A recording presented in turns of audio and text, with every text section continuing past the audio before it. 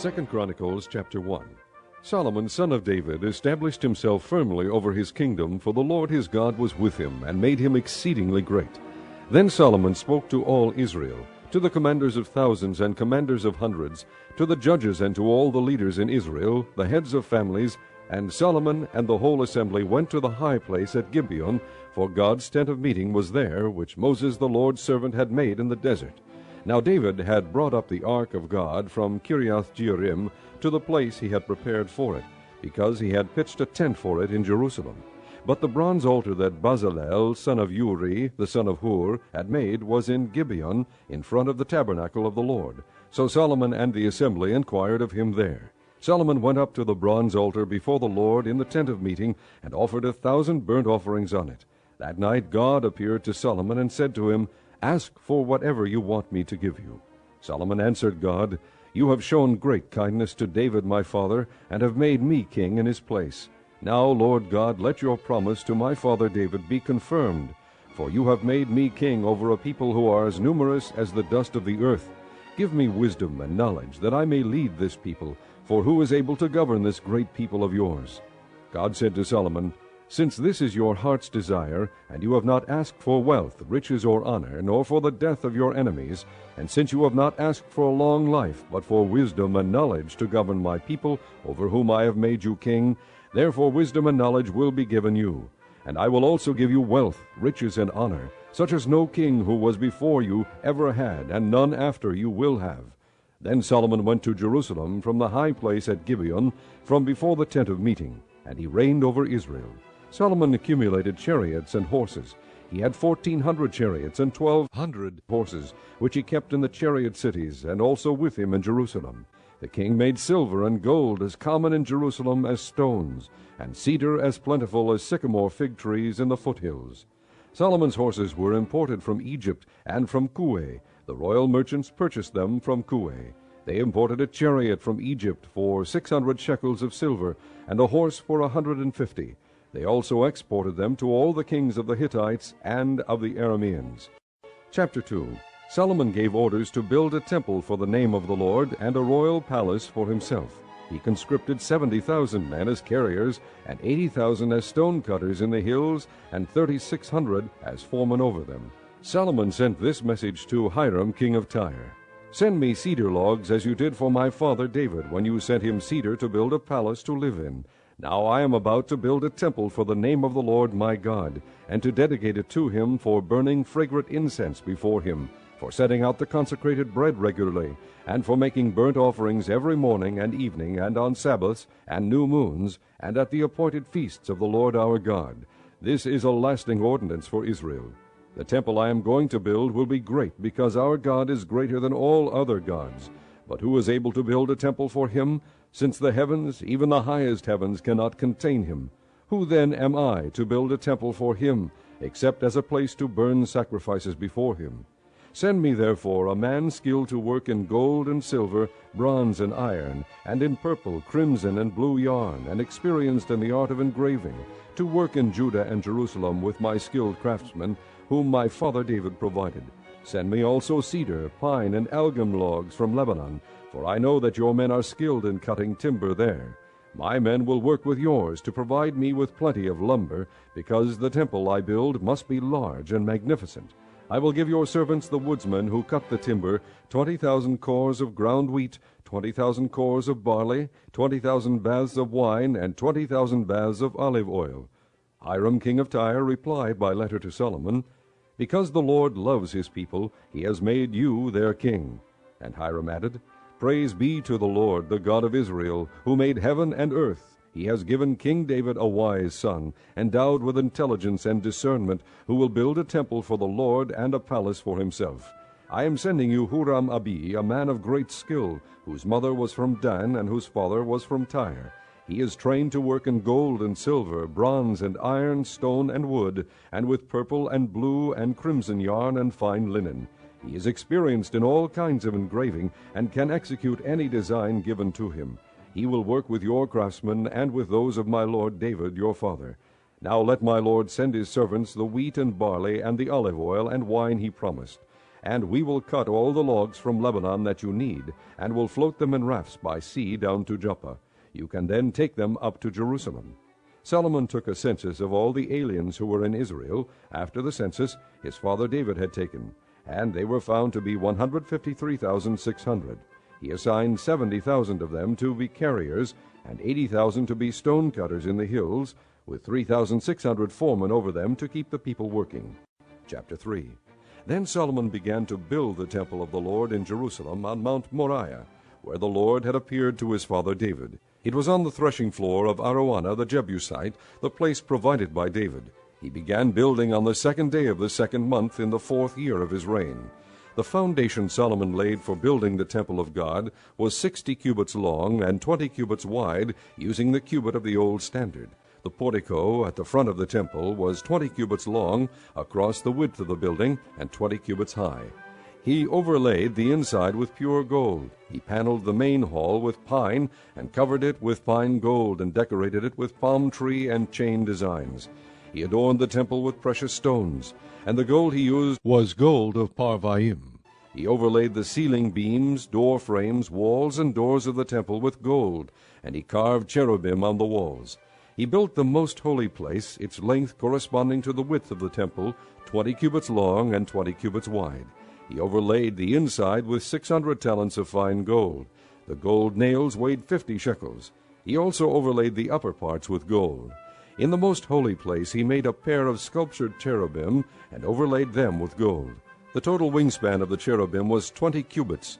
One wing of the first cherub was 5 cubits long and touched the temple wall, while its other wing, also 5 cubits long, touched the wing of the other cherub. Similarly, one wing of the second cherub was 5 cubits long and touched the other temple wall, and its other wing, also 5 cubits long, touched the wing of the first cherub. The wings of these cherubim extended 20 cubits. They stood on their feet, facing the main hall. He made the curtain of blue, purple, and crimson yarn and fine linen, with cherubim worked into it. In the front of the temple he made 2 pillars, which together were 35 cubits long, each with a capital on top measuring 5 cubits. He made interwoven chains and put them on top of the pillars. He also made 100 pomegranates and attached them to the chains. He erected the pillars in the front of the temple, one to the south and one to the north. The one to the south he named Jachin, and the one to the north Boaz. Chapter 4. He made a bronze altar 20 cubits long, 20 cubits wide, and 10 cubits high. He made the sea of cast metal, circular in shape, measuring 10 cubits from rim to rim, and 5 cubits high. It took a line of 30 cubits to measure around it. Below the rim, figures of bulls encircled it, 10 to a cubit. The bulls were cast in 2 rows in one piece with the sea. The sea stood on 12 bulls, 3 facing north, 3 facing west, 3 facing south, and 3 facing east. The sea rested on top of them, and their hindquarters were toward the center. It was a handbreadth in thickness, and its rim was like the rim of a cup, like a lily blossom. It held 3,000 baths. He then made 10 basins for washing, and placed 5 on the south side and 5 on the north. In them the things to be used for the burnt offerings were rinsed, but the sea was to be used by the priests for washing. He made 10 gold lampstands according to the specifications for them, and placed them in the temple, 5 on the south side and 5 on the north. He made 10 tables and placed them in the temple, 5 on the south side and 5 on the north. He also made 100 gold sprinkling bowls. He made the courtyard of the priests, and the large court, and the doors for the court, and overlaid the doors with bronze. He placed the sea on the south side at the southeast corner. He also made the pots and shovels and sprinkling bowls. So Huram finished the work he had undertaken for King Solomon in the temple of God: the 2 pillars, the 2 bowl-shaped capitals on top of the pillars, the 2 sets of network decorating the 2 bowl-shaped capitals on top of the pillars, the 400 pomegranates for the 2 sets of network, 2 rows of pomegranates for each network, decorating the bowl-shaped capitals on top of the pillars, the stands with their basins, the sea and the 12 bulls under it, the pots, shovels, meat forks, and all related articles. All the objects that Huram-Abi made for King Solomon for the temple of the Lord were of polished bronze. The king had them cast in clay molds in the plain of the Jordan between Succoth and Zarethan. All these things that Solomon made amounted to so much that the weight of the bronze was not determined. Solomon also made all the furnishings that were in God's temple: the golden altar, the tables on which was the bread of the presence, the lampstands of pure gold with their lamps to burn in front of the inner sanctuary as prescribed, the gold floral work and lamps and tongs, they were solid gold, the pure gold wick trimmers, sprinkling bowls, dishes, and censers, and the gold doors of the temple, the inner doors to the most holy place, and the doors of the main hall. Chapter 5. When all the work Solomon had done for the temple of the Lord was finished, he brought in the things his father David had dedicated, the silver and gold and all the furnishings, and he placed them in the treasuries of God's temple. Then Solomon summoned to Jerusalem the elders of Israel, all the heads of the tribes and the chiefs of the Israelite families, to bring up the ark of the Lord's covenant from Zion, the city of David. And all the men of Israel came together to the king at the time of the festival in the 7th month. When all the elders of Israel had arrived, the Levites took up the ark, and they brought up the ark and the tent of meeting and all the sacred furnishings in it. The priests, who were Levites, carried them up, and King Solomon and the entire assembly of Israel that had gathered about him were before the ark, sacrificing so many sheep and cattle that they could not be recorded or counted. The priests then brought the ark of the Lord's covenant to its place in the inner sanctuary of the temple, the most holy place, and put it beneath the wings of the cherubim. The cherubim spread their wings over the place of the ark, and covered the ark and its carrying poles. These poles were so long that their ends, extending from the ark, could be seen from in front of the inner sanctuary, but not from outside the holy place, and they are still there today. There was nothing in the ark except the 2 tablets that Moses had placed in it at Horeb, where the Lord made a covenant with the Israelites after they came out of Egypt. The priests then withdrew from the holy place. All the priests who were there had consecrated themselves regardless of their divisions.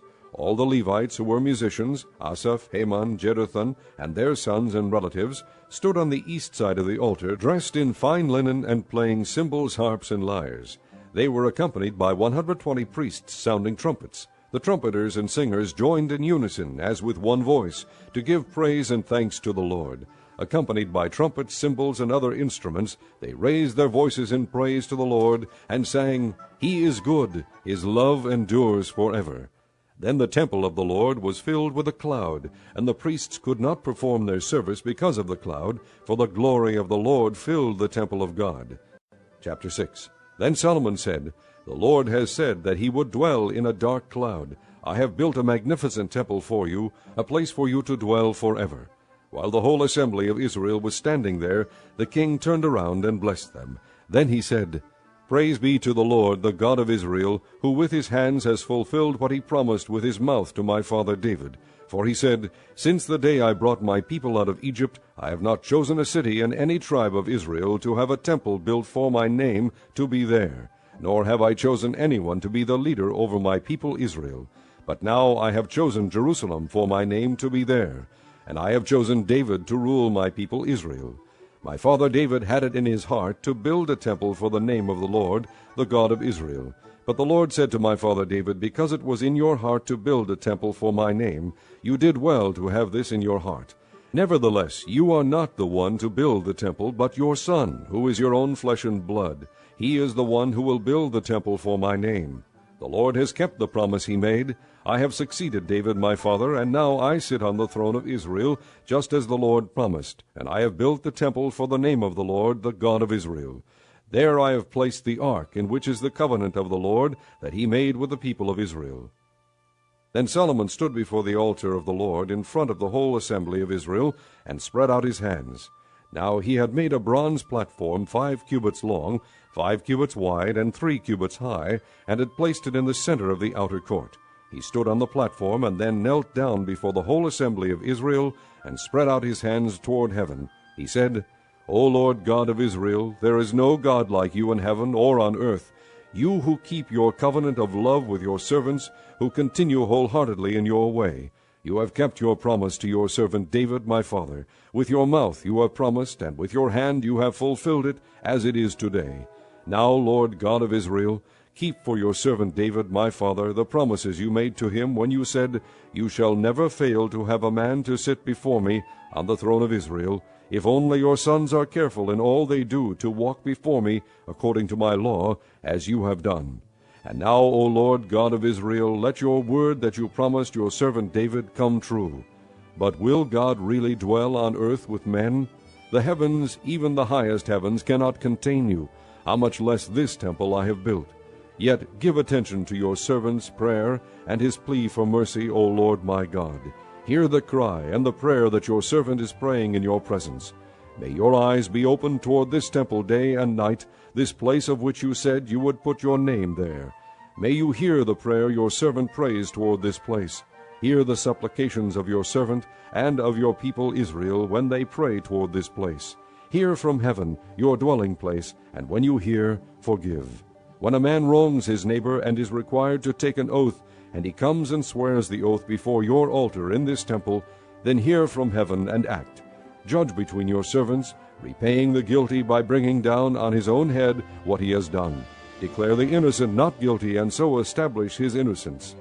When your people Israel have been defeated by an enemy because they have sinned against you, and when they turn back and confess your name, praying and making supplication before you in this temple, then hear from heaven, and forgive the sin of your people Israel, and bring them back to the land you gave to them and their fathers. When the heavens are shut up, and there is no rain because your people have sinned against you, and when they pray toward this place and confess your name, and turn from their sin because you have afflicted them, then hear from heaven, and forgive the sin of your servants, your people Israel. Teach them the right way to live, and send rain on the land you gave your people for an inheritance. When famine or plague comes to the land, or blight or mildew, locusts or grasshoppers, or when enemies besiege them in any of their cities, whatever disaster or disease may come, and when a prayer or plea is made by any of your people Israel, each one aware of his afflictions and pains, and spreading out his hands toward this temple, then hear from heaven, your dwelling place. Forgive and deal with each man according to all he does, since you know his heart, for you alone know the hearts of men, so that they will fear you and walk in your ways all the time they live in the land you gave our fathers. As for the foreigner who does not belong to your people Israel, but has come from a distant land because of your great name and your mighty hand and your outstretched arm, when he comes and prays toward this temple, then hear from heaven, your dwelling place, and do whatever the foreigner asks of you, so that all the peoples of the earth may know your name and fear you, as do your own people Israel, and may know that this house I have built bears your name. When your people go to war against their enemies, wherever you send them, and when they pray to you toward this city you have chosen, and the temple I have built for your name, then hear from heaven their prayer and their plea, and uphold their cause. When they sin against you, for there is no one who does not sin, and you become angry with them and give them over to the enemy, who takes them captive to a land far away or near, and if they have a change of heart in the land where they are held captive, and repent and plead with you in the land of their captivity, and say, We have sinned, we have done wrong and acted wickedly, and if they turn back to you with all their heart and soul in the land of their captivity where they were taken, and pray toward the land you gave their fathers, toward the city you have chosen, and toward the temple I have built for your name, then from heaven, your dwelling place, hear their prayer and their pleas, and uphold their cause, and forgive your people who have sinned against you. Now, my God, may your eyes be open and your ears attentive to the prayers offered in this place. Now arise, O Lord God, and come to your resting place, you and the ark of your might. May your priests, O Lord God, be clothed with salvation. May your saints rejoice in your goodness. O Lord God, do not reject your anointed one. Remember the great love promised to David your servant. Chapter 7. When Solomon finished praying, fire came down from heaven and consumed the burnt offering and the sacrifices, and the glory of the Lord filled the temple. The priests could not enter the temple of the Lord, because the glory of the Lord filled it. When all the Israelites saw the fire coming down, and the glory of the Lord above the temple, they knelt on the pavement with their faces to the ground, and they worshipped and gave thanks to the Lord, saying, He is good, His love endures forever. Then the king and all the people offered sacrifices before the Lord, and King Solomon offered a sacrifice of 22,000 head of cattle, and 120,000 sheep and goats. So the king and all the people dedicated the temple of God. The priests took their positions, as did the Levites, with the Lord's musical instruments, which King David had made for praising the Lord, and which were used when he gave thanks, saying, His love endures forever. Opposite the Levites the priests blew their trumpets, and all the Israelites were standing. Solomon consecrated the middle part of the courtyard in front of the temple of the Lord, and there he offered burnt offerings, and the fat of the fellowship offerings, because the bronze altar he had made could not hold the burnt offerings, the grain offerings, and the fat portions. So Solomon observed the festival at that time for 7 days, and all Israel with him, a vast assembly, people from Lebo Hamath to the Wadi of Egypt. On the 8th day they held an assembly, for they had celebrated the dedication of the altar for 7 days, and the festival for 7 days more. On the 23rd day of the 7th month he sent the people to their homes, joyful and glad in heart for the good things the Lord had done for David and Solomon, and for his people Israel.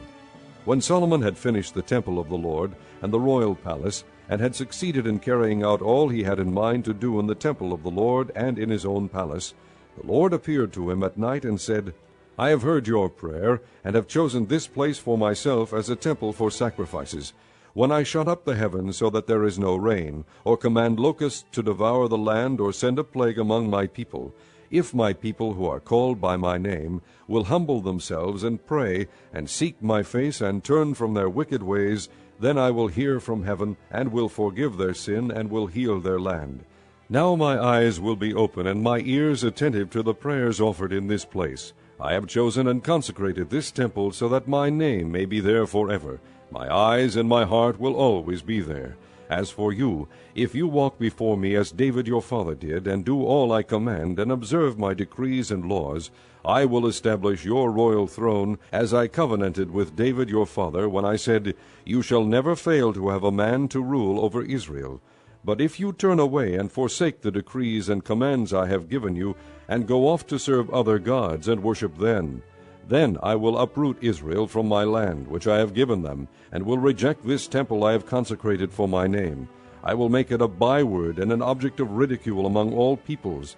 And though this temple is now so imposing, all who pass by will be appalled and say, Why has the Lord done such a thing to this land and to this temple? People will answer, Because they have forsaken the Lord, the God of their fathers, who brought them out of Egypt, and have embraced other gods, worshipping and serving them.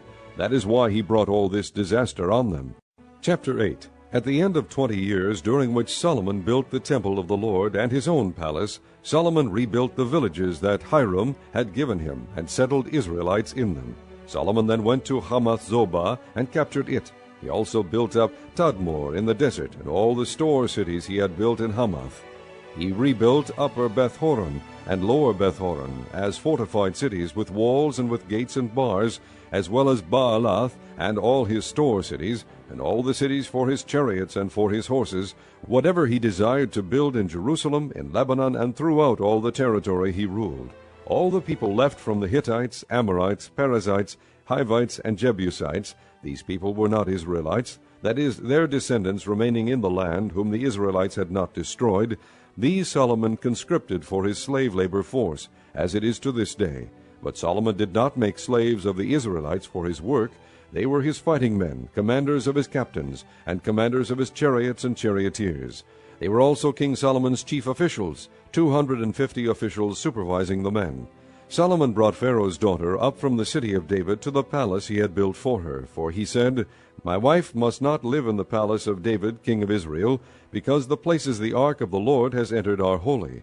On the altar of the Lord, that he had built in front of the portico, Solomon sacrificed burnt offerings to the Lord, according to the daily requirement for offerings commanded by Moses for Sabbaths, new moons, and the 3 annual feasts, the Feast of Unleavened Bread, the Feast of Weeks, and the Feast of Tabernacles. In keeping with the ordinance of his father David, he appointed the divisions of the priests for their duties, and the Levites to lead the praise, and to assist the priests according to each day's requirement. He also appointed the gatekeepers by divisions for the various gates, because this was what David, the man of God, had ordered. They did not deviate from the king's commands to the priests or to the Levites in any manner, including that of the treasuries. All Solomon's work was carried out from the day the foundation of the temple of the Lord was laid until its completion. So the temple of the Lord was finished. Then Solomon went to Ezion-Geber and Elath on the coast of Edom.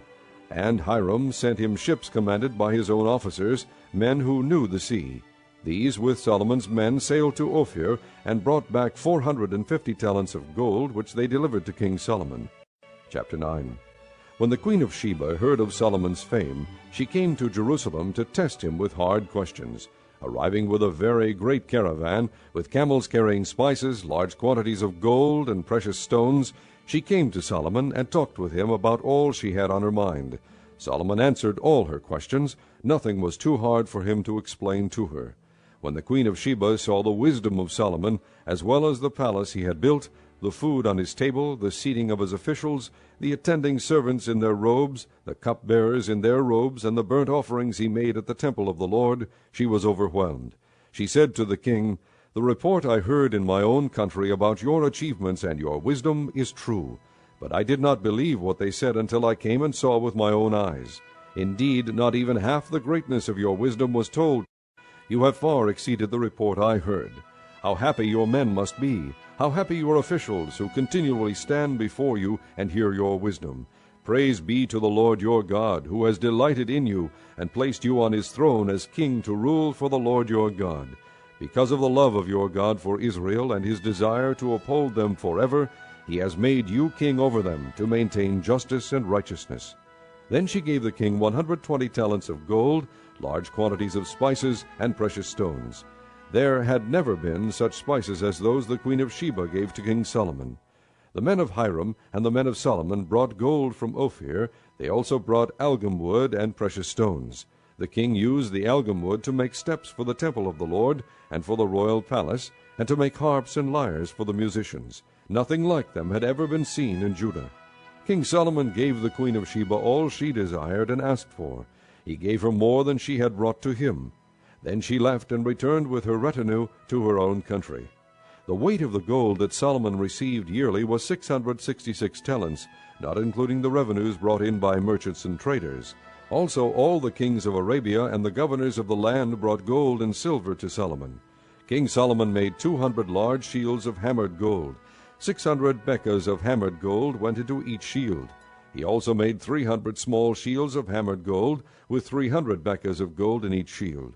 The king put them in the palace of the forest of Lebanon. Then the king made a great throne inlaid with ivory and overlaid with pure gold. The throne had 6 steps, and a footstool of gold was attached to it. On both sides of the seat were armrests, with a lion standing beside each of them. 12 lions stood on the 6 steps, one at either end of each step. Nothing like it had ever been made for any other kingdom. All King Solomon's goblets were gold, and all the household articles in the palace of the forest of Lebanon were pure gold. Nothing was made of silver, because silver was considered of little value in Solomon's day. The king had a fleet of trading ships manned by Hiram's men. Once every 3 years it returned, carrying gold, silver, and ivory, and apes and baboons. King Solomon was greater in riches and wisdom than all the other kings of the earth. All the kings of the earth sought audience with Solomon to hear the wisdom God had put in his heart. Year after year everyone who came brought a gift, articles of silver and gold and robes, weapons and spices, and horses and mules. Solomon had 4,000 stalls for horses and chariots, and 12,000 horses, which he kept in the chariot cities, and also with him in Jerusalem. He ruled over all the kings from the river to the land of the Philistines, as far as the border of Egypt. The king made silver as common in Jerusalem as stones, and cedar as plentiful as sycamore fig trees in the foothills. Solomon's horses were imported from Egypt and from all other countries. As for the other events of Solomon's reign, from beginning to end, are they not written in the records of Nathan the prophet, in the prophecy of Ahijah the Shilonite, and in the visions of Iddo the seer concerning Jeroboam son of Nebat? Solomon reigned in Jerusalem over all Israel 40 years. Then he rested with his fathers, and was buried in the city of David his father. And Rehoboam his son succeeded him as king. Chapter 10. Rehoboam went to Shechem, for all the Israelites had gone there to make him king. When Jeroboam son of Nebat heard this, he was in Egypt, where he had fled from King Solomon. He returned from Egypt. So they sent for Jeroboam, and he and all Israel went to Rehoboam, and said to him, Your father put a heavy yoke on us, but now lighten the harsh labor and the heavy yoke he put on us, and we will serve you. Rehoboam answered, Come back to me in 3 days. So the people went away. Then King Rehoboam consulted the elders who had served his father Solomon during his lifetime. How would you advise me to answer these people, he asked. They replied, "If you will be kind to these people, and please them, and give them a favorable answer, they will always be your servants." But Rehoboam rejected the advice the elders gave him, and consulted the young men who had grown up with him and were serving him. He asked them, "What is your advice? How should we answer these people who say to me, 'Lighten the yoke your father put on us'?" The young men who had grown up with him replied, "Tell the people who have said to you, 'Your father put a heavy yoke on us, but make our yoke lighter,' tell them, 'My little finger is thicker than my father's waist. My father laid on you a heavy yoke, I will make it even heavier. My father scourged you with whips, I will scourge you with scorpions." 3 days later Jeroboam and all the people returned to Rehoboam, as the king had said, "Come back to me in 3 days." The king answered them harshly. Rejecting the advice of the elders, he followed the advice of the young men, and said, "My father made your yoke heavy, I will make it even heavier. My father scourged you with whips, I will scourge you with scorpions." So the king did not listen to the people, for this turn of events was from God, to fulfill the word the Lord had spoken to Jeroboam son of Nebat through Ahijah the Shilonite. When all Israel saw that the king refused to listen to them, they answered him, "What share do we have in David? What part in Jesse's son? To your tents, O Israel! Look after your own house, O David." So all the Israelites went home. But as for the Israelites who were living in the towns of Judah, Rehoboam still ruled over them. King Rehoboam sent out Adoniram, who was in charge of forced labor, but the Israelites stoned him to death. King Rehoboam, however, managed to get into his chariot and escape to Jerusalem. So Israel has been in rebellion against the house of David to this day. Chapter 11. When Rehoboam arrived in Jerusalem, he mustered the house of Judah and Benjamin, 180,000 fighting men, to make war against Israel and to regain the kingdom for Rehoboam. But this word of the Lord came to Shemaiah, the man of God. "Say to Rehoboam, son of Solomon, king of Judah, and to all the Israelites in Judah and Benjamin, this is what the Lord says. Do not go up to fight against your brothers. Go home, every one of you, for this is my doing." So they obeyed the words of the Lord and turned back from marching against Jeroboam.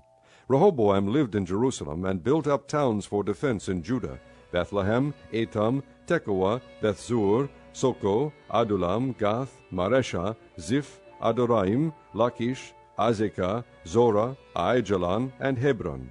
These were fortified cities in Judah and Benjamin. He strengthened their defenses and put commanders in them, with supplies of food, olive oil, and wine. He put shields and spears in all the cities, and made them very strong, so Judah and Benjamin were his. The priests and Levites from all their districts throughout Israel sided with him.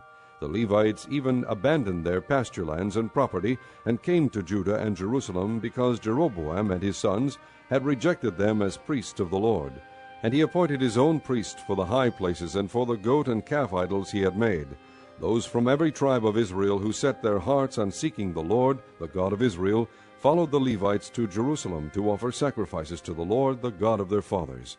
They strengthened the kingdom of Judah and supported Rehoboam son of Solomon 3 years, walking in the ways of David and Solomon during this time. Rehoboam married Mahalath, who was the daughter of David's son Jeremoth, and of Abihail, the daughter of Jesse's son Eliab. She bore him sons, Jeush, Shemariah, and Zaham. Then he married Maacah, daughter of Absalom, who bore him Abijah, Attai, Ziza, and Shelomith. Rehoboam loved Maacah, daughter of Absalom, more than any of his other wives and concubines. In all he had 18 wives and 60 concubines, 28 sons and 60 daughters. Rehoboam appointed Abijah, son of Maacah, to be the chief prince among his brothers, in order to make him king. He acted wisely, dispersing some of his sons throughout the districts of Judah and Benjamin, and to all the fortified cities. He gave them abundant provisions, and took many wives for them. Chapter 12. After Rehoboam's position as king was established, and he had become strong, he and all Israel with him abandoned the law of the Lord. Because they had been unfaithful to the Lord, Shishak, king of Egypt, attacked Jerusalem in the 5th year of King Rehoboam. With 1,200 chariots and 60,000 horsemen, and the innumerable troops of Libyans, Sukkites, and Cushites that came with him from Egypt, he captured the fortified cities of Judah and came as far as Jerusalem. Then the prophet Shemaiah came to Rehoboam and to the leaders of Judah, who had assembled in Jerusalem for fear of Shishak, and he said to them, "This is what the Lord says, You have abandoned me, therefore I now abandon you to Shishak." The leaders of Israel and the king humbled themselves and said, The Lord is just. When the Lord saw that they humbled themselves, this word of the Lord came to Shemaiah. Since they have humbled themselves, I will not destroy them, but will soon give them deliverance. My wrath will not be poured out on Jerusalem through Shishak. They will, however, become subject to him, so that they may learn the difference between serving me and serving the kings of other lands. When Shishak king of Egypt attacked Jerusalem, he carried off the treasures of the temple of the Lord and the treasures of the royal palace. He took everything, including the gold shields Solomon had made. So King Rehoboam made bronze shields to replace them, and assigned these to the commanders of the guard on duty at the entrance to the royal palace. Whenever the king went to the Lord's temple, the guards went with him, bearing the shields, and afterward they returned them to the guard-room. Because Rehoboam humbled himself, the Lord's anger turned from him, and he was not totally destroyed. Indeed, there was some good in Judah. King Rehoboam established himself firmly in Jerusalem and continued as king. He was 41 years old when he became king, and he reigned 17 years in Jerusalem, the city the Lord had chosen out of all the tribes of Israel in which to put his name. His mother's name was Naamah. She was an Ammonite. He did evil because he had not set his heart on seeking the Lord. As for the events of Rehoboam's reign, from beginning to end, are they not written in the records of Shemaiah the prophet and of Iddo the seer that deal with genealogies? There was continual warfare between Rehoboam and Jeroboam. Rehoboam rested with his fathers and was buried in the city of David, and Abijah his son succeeded him as king. Chapter 13. In the 18th year of the reign of Jeroboam, Abijah became king of Judah, and he reigned in Jerusalem 3 years. His mother's name was Maacah, a daughter of Uriel of Gibeah. There was war between Abijah and Jeroboam. Abijah went into battle with a force of 400,000 able fighting men, and Jeroboam drew up a battle line against him with 800,000 able troops. Abijah stood on Mount Zemaraim in the hill country of Ephraim and said, Jeroboam and all Israel, listen to me. Don't you know that the Lord, the God of Israel, has given the kingship of Israel to David and his descendants forever by a covenant of salt? Yet Jeroboam son of Nebat, an official of Solomon son of David, rebelled against his master. Some worthless scoundrels gathered around him and opposed Rehoboam son of Solomon when he was young and indecisive and not strong enough to resist them. And now you plan to resist the kingdom of the Lord, which is in the hands of David's descendants. You are indeed a vast army, and have with you the golden calves that Jeroboam made to be your gods. But didn't you drive out the priests of the Lord, the sons of Aaron, and the Levites, and make priests of your own, as the peoples of other lands do? Whoever comes to consecrate himself with a young bull and 7 rams may become a priest of what are not gods. As for us, the Lord is our God, and we have not forsaken him. The priests who serve the Lord are sons of Aaron, and the Levites assist them. Every morning and evening they present burnt offerings and fragrant incense to the Lord. They set out the bread on the ceremonially clean table and light the lamps on the gold lampstand every evening. We are observing the requirements of the Lord our God. But you have forsaken him. God is with us. He is our leader. His priests with their trumpets will sound the battle cry against you. Men of Israel, do not fight against the Lord, the God of your fathers, for you will not succeed. Now Jeroboam had sent troops around to the rear, so that while he was in front of Judah, the ambush was behind them. Judah turned and saw that they were being attacked at both front and rear. Then they cried out to the Lord. The priests blew their trumpets, and the men of Judah raised the battle cry. At the sound of their battle cry, God routed Jeroboam and all Israel before Abijah and Judah. The Israelites fled before Judah, and God delivered them into their hands. Abijah and his men inflicted heavy losses on them, so that there were 500,000 casualties among Israel's able men. The men of Israel were subdued on that occasion, and the men of Judah were victorious because they relied on the Lord, the God of their fathers. Abijah pursued Jeroboam and took from him the towns of Bethel, Jeshanah, and Ephron, with their surrounding villages. Jeroboam did not regain power during the time of Abijah, and the Lord struck him down, and he died. But Abijah grew in strength. He married 14 wives and had 22 sons and 16 daughters. The other events of Abijah's reign, what he did and what he said, are written in the annotations of the prophet Iddo. Chapter 14. And Abijah rested with his fathers, and was buried in the city of David. Asa his son succeeded him as king, and in his days the country was at peace for 10 years. Asa did what was good and right in the eyes of the Lord his God. He removed the foreign altars and the high places, smashed the sacred stones, and cut down the Asherah poles. He commanded Judah to seek the Lord, the God of their fathers, and to obey his laws and commands.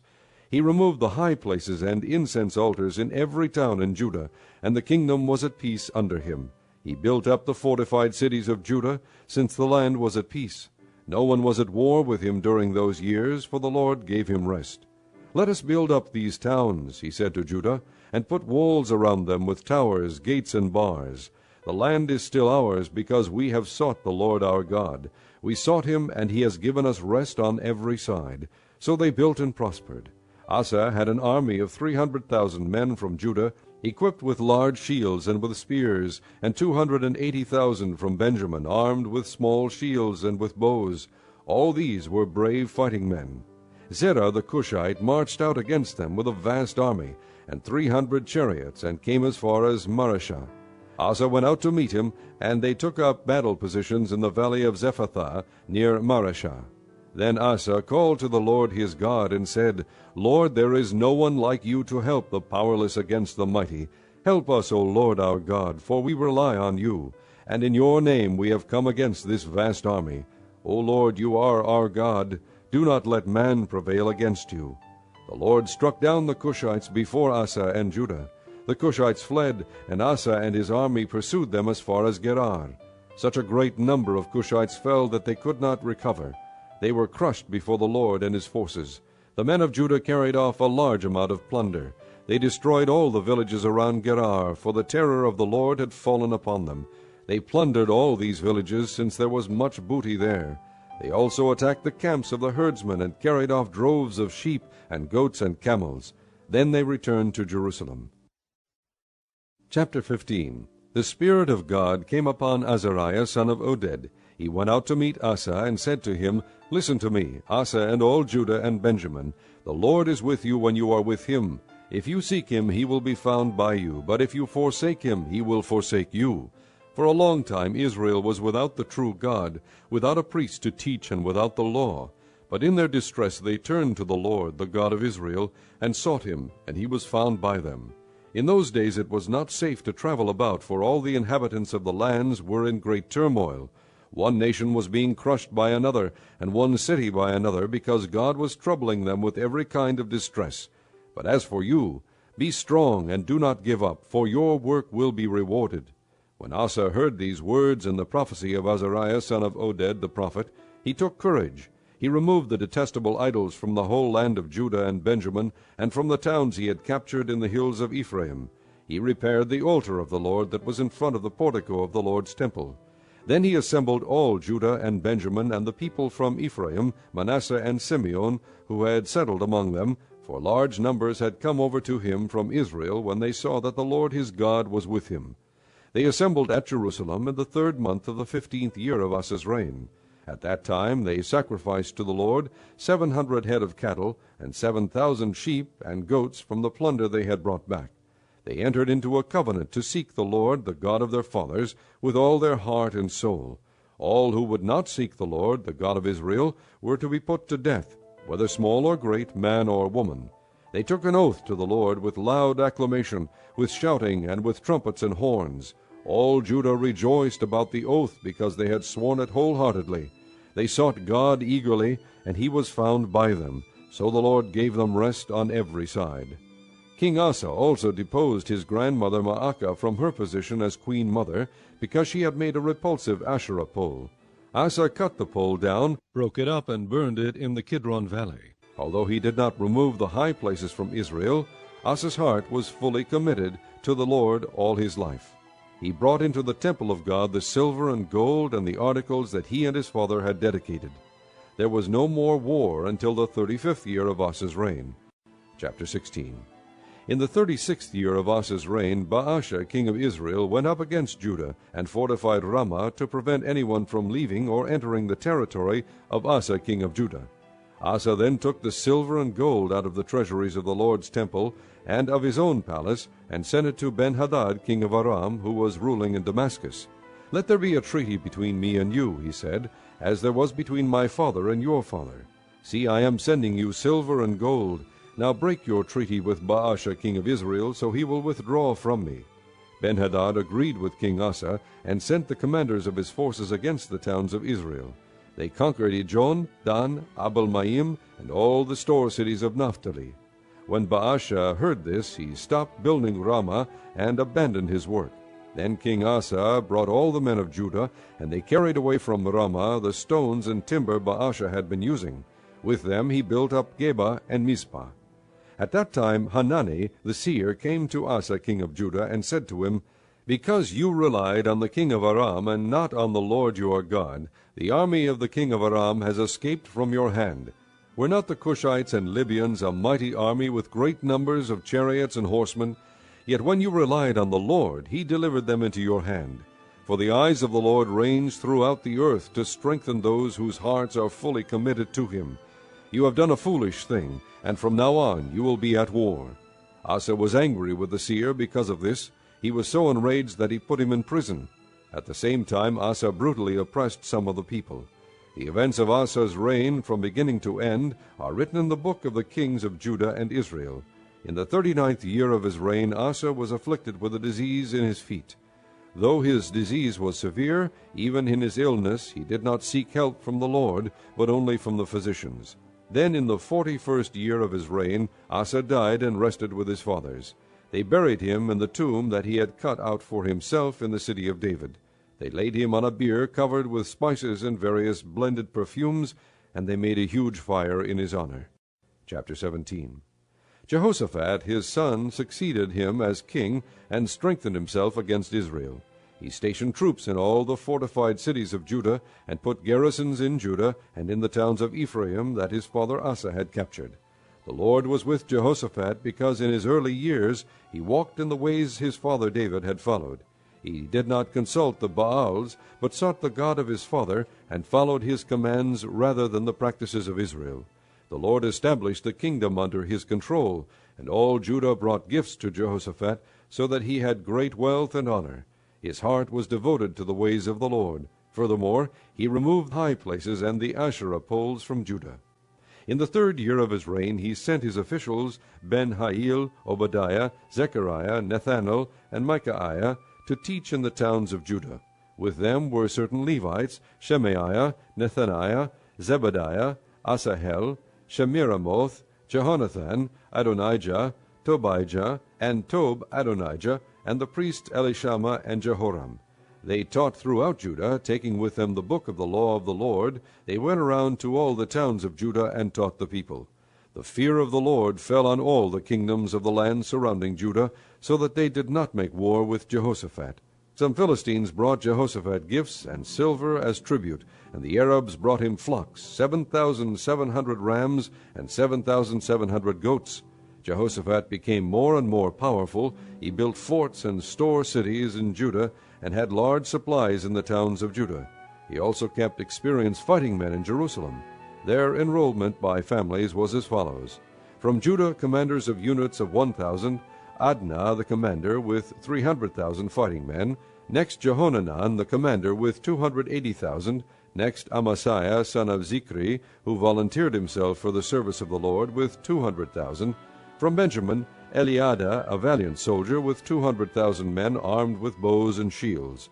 Next, Jehozabad, with 180,000 men armed for battle. These were the men who served the king, besides those he stationed in the fortified cities throughout Judah. Chapter 18. Now Jehoshaphat had great wealth and honor, and he allied himself with Ahab by marriage. Some years later he went down to visit Ahab in Samaria. Ahab slaughtered many sheep and cattle for him, and the people with him, and urged him to attack Ramoth-Gilead. Ahab, king of Israel, asked Jehoshaphat, king of Judah, "Will you go with me against Ramoth-Gilead?" Jehoshaphat replied, "I am as you are, and my people as your people. We will join you in the war." But Jehoshaphat also said to the king of Israel, "First seek the counsel of the Lord." So the king of Israel brought together the prophets, 400 men, and asked them, "Shall we go to war against Ramoth-Gilead, or shall I refrain?" "Go," they answered, "for God will give it into the king's hand." But Jehoshaphat asked, "Is there not a prophet of the Lord here whom we can inquire of?" The king of Israel answered Jehoshaphat, There is still one man through whom we can inquire of the Lord, but I hate him because he never prophesies anything good about me, but always bad. He is Micaiah, son of Imlah. The king should not say that, Jehoshaphat replied. So the king of Israel called one of his officials and said, Bring Micaiah, son of Imlah, at once.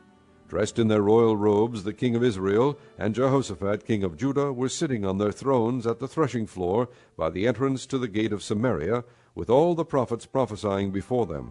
Now Zedekiah, son of Kenaanah, had made iron horns, and he declared, This is what the Lord says, With these you will gore the Arameans until they are destroyed. All the other prophets were prophesying the same thing. Attack Ramoth-Gilead and be victorious, they said, for the Lord will give it into the king's hand. The messenger who had gone to summon Micaiah said to him, Look, as one man the other prophets are predicting success for the king. Let your word agree with theirs, and speak favorably. But Micaiah said, As surely as the Lord lives, I can tell him only what my God says. When he arrived, the king asked him, Micaiah, shall we go to war against Ramoth-Gilead, or shall I refrain? Attack and be victorious, he answered, for they will be given into your hand. The king said to him, How many times must I make you swear to tell me nothing but the truth in the name of the Lord? Then Micaiah answered, I saw all Israel scattered on the hills like sheep without a shepherd, and the Lord said, These people have no master. Let each one go home in peace. The king of Israel said to Jehoshaphat, Didn't I tell you that he never prophesies anything good about me, but only bad? Micaiah continued, Therefore hear the word of the Lord. I saw the Lord sitting on his throne, with all the host of heaven standing on his right and on his left. And the Lord said, Who will entice Ahab, king of Israel, into attacking Ramoth-Gilead and going to his death there? One suggested this, and another that. Finally a spirit came forward, stood before the Lord, and said, I will entice him. By what means? The Lord asked. I will go and be a lying spirit in the mouths of all his prophets, he said. You will succeed in enticing him, said the Lord. Go and do it.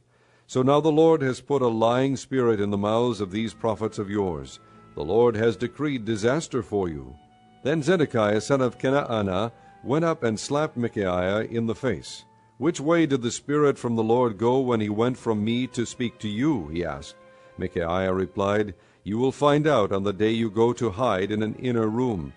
The king of Israel then ordered, Take Micaiah and send him back to Ammon, the ruler of the city, and to Joash the king's son, and say, This is what the king says. Put this fellow in prison, and give him nothing but bread and water until I return safely. Micaiah declared, If you ever return safely, the Lord has not spoken through me. Then he added, Mark my words, all you people. So the king of Israel and Jehoshaphat, king of Judah, went up to Ramoth-Gilead. The king of Israel said to Jehoshaphat, I will enter the battle in disguise, but you wear your royal robes. So the king of Israel disguised himself and went into battle. Now the king of Aram had ordered his chariot commanders, Do not fight with anyone, small or great, except the king of Israel. When the chariot commanders saw Jehoshaphat, they thought, This is the king of Israel. So they turned to attack him, but Jehoshaphat cried out, and the Lord helped him. God drew them away from him, for when the chariot commanders saw that he was not the king of Israel, they stopped pursuing him. But someone drew his bow at random and hit the king of Israel between the sections of his armor. The king told the chariot driver, Wheel around and get me out of the fighting. I've been wounded. All day long the battle raged, and the king of Israel propped himself up in his chariot, facing the Arameans until evening. Then at sunset he died. Chapter 19. When Jehoshaphat, king of Judah, returned safely to his palace in Jerusalem, Jehu the seer, the son of Hanani, went out to meet him and said to the king, Should you help the wicked and love those who hate the Lord? Because of this the wrath of the Lord is upon you. There is, however, some good in you, for you have rid the land of the Asherah poles, and have set your heart on seeking God. Jehoshaphat lived in Jerusalem, and he went out again among the people from Beersheba to the hill country of Ephraim, and turned them back to the Lord, the God of their fathers. He appointed judges in the land, in each of the fortified cities of Judah.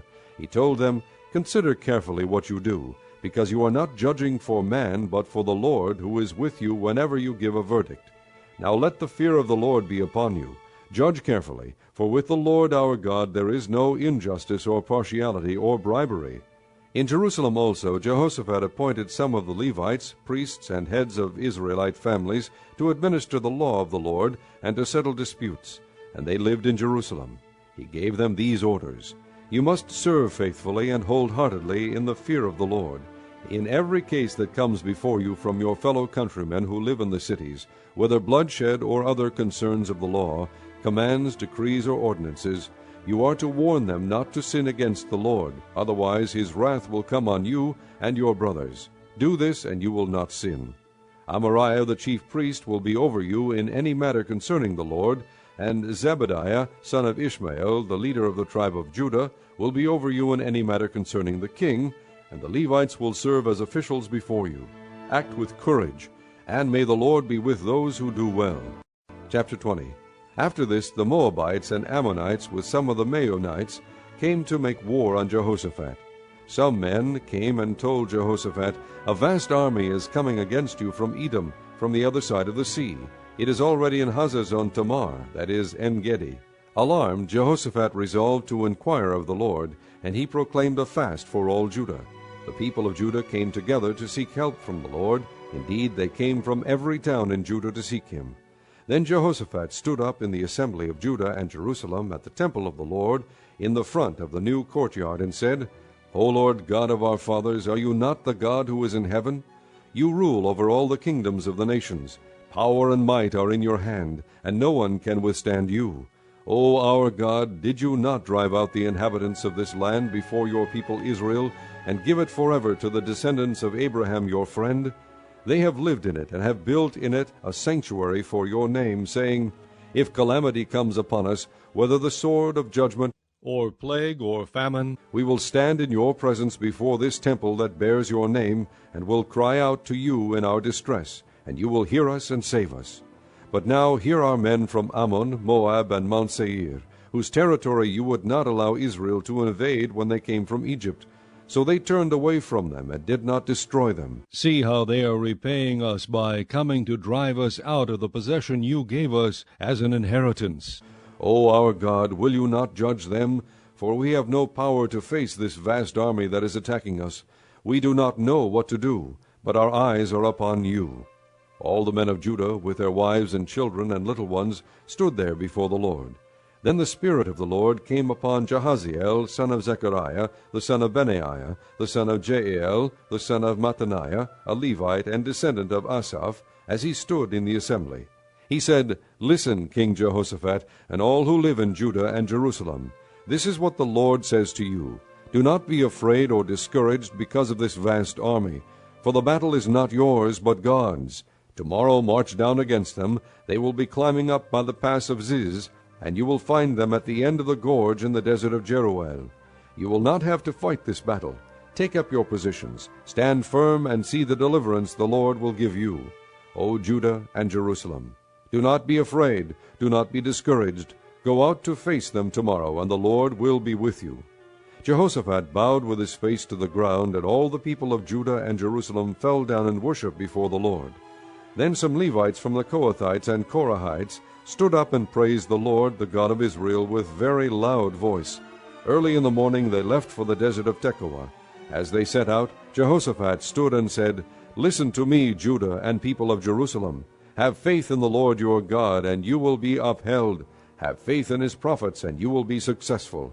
After consulting the people, Jehoshaphat appointed men to sing to the Lord and to praise him for the splendor of his holiness, as they went out at the head of the army, saying, Give thanks to the Lord, for his love endures forever.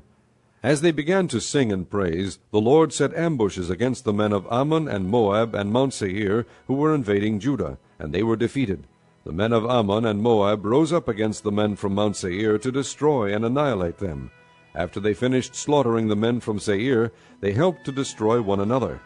When the men of Judah came to the place that overlooks the desert and looked toward the vast army, they saw only dead bodies lying on the ground. No one had escaped. So Jehoshaphat and his men went to carry off their plunder, and they found among them a great amount of equipment and clothing, and also articles of value, more than they could take away. There was so much plunder that it took 3 days to collect it. On the 4th day they assembled in the valley of Berakah, where they praised the Lord. This is why it is called the Valley of Berakah to this day. Then, led by Jehoshaphat, all the men of Judah and Jerusalem returned joyfully to Jerusalem, for the Lord had given them cause to rejoice over their enemies. They entered Jerusalem and went to the temple of the Lord with harps and lutes and trumpets. The fear of God came upon all the kingdoms of the countries when they heard how the Lord had fought against the enemies of Israel. And the kingdom of Jehoshaphat was at peace, for his God had given him rest on every side. So Jehoshaphat reigned over Judah. He was 35 years old when he became king of Judah, and he reigned in Jerusalem 25 years. His mother's name was Azubah, daughter of Shilhi. He walked in the ways of his father Asa, and did not stray from them. He did what was right in the eyes of the Lord. The high places, however, were not removed, and the people still had not set their hearts on the God of their fathers. The other events of Jehoshaphat's reign, from beginning to end, are written in the annals of Jehu son of Hanani, which are recorded in the book of the kings of Israel. Later Jehoshaphat king of Judah made an alliance with Ahaziah king of Israel, who was guilty of wickedness. He agreed with him to construct a fleet of trading ships. After these were built at Ezion-Gaber, Eleazar son of Dodavahu of Marashah prophesied against Jehoshaphat, saying, Because you have made an alliance with Ahaziah, the Lord will destroy what you have made. The ships were wrecked, and were not able to set sail to trade. Chapter 21. Then Jehoshaphat rested with his fathers, and was buried with them in the city of David. And Jehoram his son succeeded him as king. Jehoram's brothers, the sons of Jehoshaphat, were Azariah, Jehiel, Zechariah, Azariahu, Michael, and Shephatiah. All these were sons of Jehoshaphat king of Israel. Their father had given them many gifts of silver and gold and articles of value, as well as fortified cities in Judah, but he had given the kingdom to Jehoram because he was his firstborn son.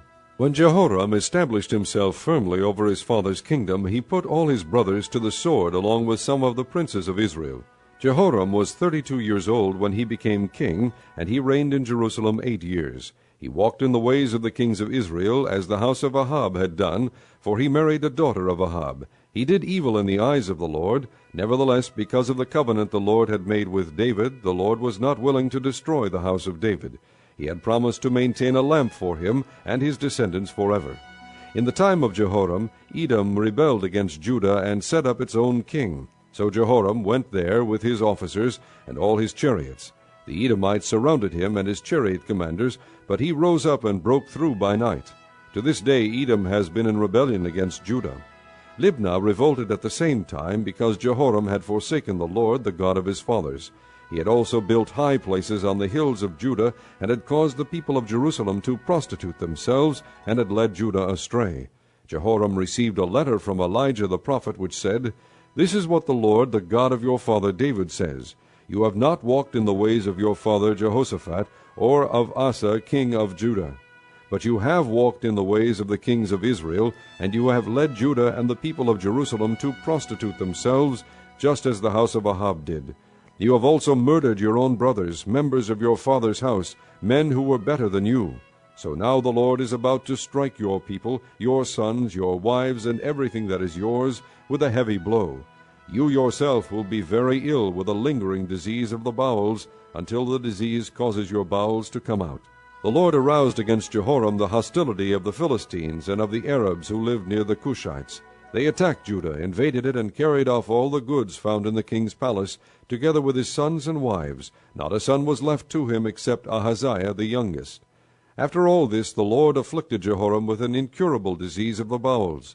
In the course of time, at the end of the 2nd year, his bowels came out because of the disease, and he died in great pain. His people made no fire in his honor, as they had for his fathers. Jehoram was 32 years old when he became king, and he reigned in Jerusalem 8 years. He passed away, to no one's regret, and was buried in the city of David, but not in the tombs of the kings. Chapter 22. The people of Jerusalem made Ahaziah, Jehoram's youngest son, king in his place, since the raiders who came with the Arabs into the camp had killed all the older sons. So Ahaziah, son of Jehoram, king of Judah, began to reign. Ahaziah was 22 years old when he became king, and he reigned in Jerusalem 1 year. His mother's name was Athaliah, a granddaughter of Omri. He too walked in the ways of the house of Ahab, for his mother encouraged him in doing wrong. He did evil in the eyes of the Lord, as the house of Ahab had done, for after his father's death they became his advisers, to his undoing. He also followed their counsel when he went with Joram son of Ahab, king of Israel, to war against Hazael, king of Aram, at Ramoth-Gilead. The Arameans wounded Joram, so he returned to Jezreel to recover from the wounds they had inflicted on him at Ramoth in his battle with Hazael, king of Aram. Then Ahaziah son of Jehoram, king of Judah, went down to Jezreel to see Joram son of Ahab, because he had been wounded. Through Ahaziah's visit to Joram, God brought about Ahaziah's downfall. When Ahaziah arrived, he went out with Joram to meet Jehu son of Nimshi, whom the Lord had anointed to destroy the house of Ahab. While Jehu was executing judgment on the house of Ahab, he found the princes of Judah and the sons of Ahaziah's relatives, who had been attending Ahaziah, and he killed them. He then went in search of Ahaziah, and his men captured him while he was hiding in Samaria. He was brought to Jehu and put to death. They buried him, for they said, "He was a son of Jehoshaphat, who sought the Lord with all his heart." So there was no one in the house of Ahaziah powerful enough to retain the kingdom. When Athaliah, the mother of Ahaziah, saw that her son was dead, she proceeded to destroy the whole royal family of the house of Judah. But Jehosheba, the daughter of King Jehoram, took Joash son of Ahaziah, and stole him away from among the royal princes who were about to be murdered, and put him and his nurse in a bedroom. Because Jehosheba, the daughter of King Jehoram, and wife of the priest Jehoiada, was Ahaziah's sister, she hid the child from Athaliah, so she could not kill him. He remained hidden with them at the temple of God for 6 years, while Athaliah ruled the land. Chapter 23. In the 7th year Jehoiada showed his strength. He made a covenant with the commanders of units of 100, Azariah son of Jeroham, Ishmael son of Jehohanan, Azariah son of Obed, Maaziah son of Adaiah, and Elishaphat son of Zikri. They went throughout Judah and gathered the Levites and the heads of Israelite families from all the towns. When they came to Jerusalem, the whole assembly made a covenant with the king at the temple of God.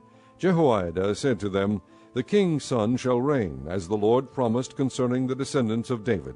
Now this is what you are to do. A third of you priests and Levites who are going on duty on the Sabbath are to keep watch at the doors, a third of you at the royal palace, and a third at the foundation gate, and all the other men are to be in the courtyards of the temple of the Lord. No one is to enter the temple of the Lord except the priests and Levites on duty. They may enter because they are consecrated, but all the other men are to guard what the Lord has assigned to them.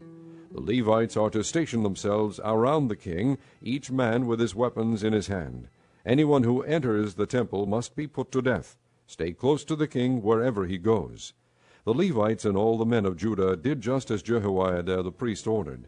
Each one took his men, those who were going on duty on the Sabbath and those who were going off duty, for Jehoiada the priest had not released any of the divisions. Then he gave the commanders of units of 100 the spears and the large and small shields that had belonged to King David and that were in the temple of God. He stationed all the men, each with his weapon in his hand, around the king, near the altar and the temple, from the south side to the north side of the temple. Jehoiada and his sons brought out the king's son and put the crown on him. They presented him with a copy of the covenant and proclaimed him king. They anointed him and shouted, "Long live the king!" When Athaliah heard the noise of the people running and cheering the king, she went to them at the temple of the Lord. She looked, and there was the king standing by his pillar at the entrance. The officers and the trumpeters were beside the king, and all the people of the land were rejoicing and blowing trumpets, and singers with musical instruments were leading the praises. Then Athaliah tore her robes and shouted, "Treason! Treason!" Jehoiada the priest sent out the commanders of units of 100, who were in charge of the troops, and said to them, "Bring her out between the ranks, and put to the sword anyone who follows her." For the priest had said, "Do not put her to death at the temple of the Lord." So they seized her as she reached the entrance of the horse gate on the palace grounds, and there they put her to death. Jehoiada then made a covenant that he and the people and the king would be the Lord's people. All the people went to the temple of Baal and tore it down.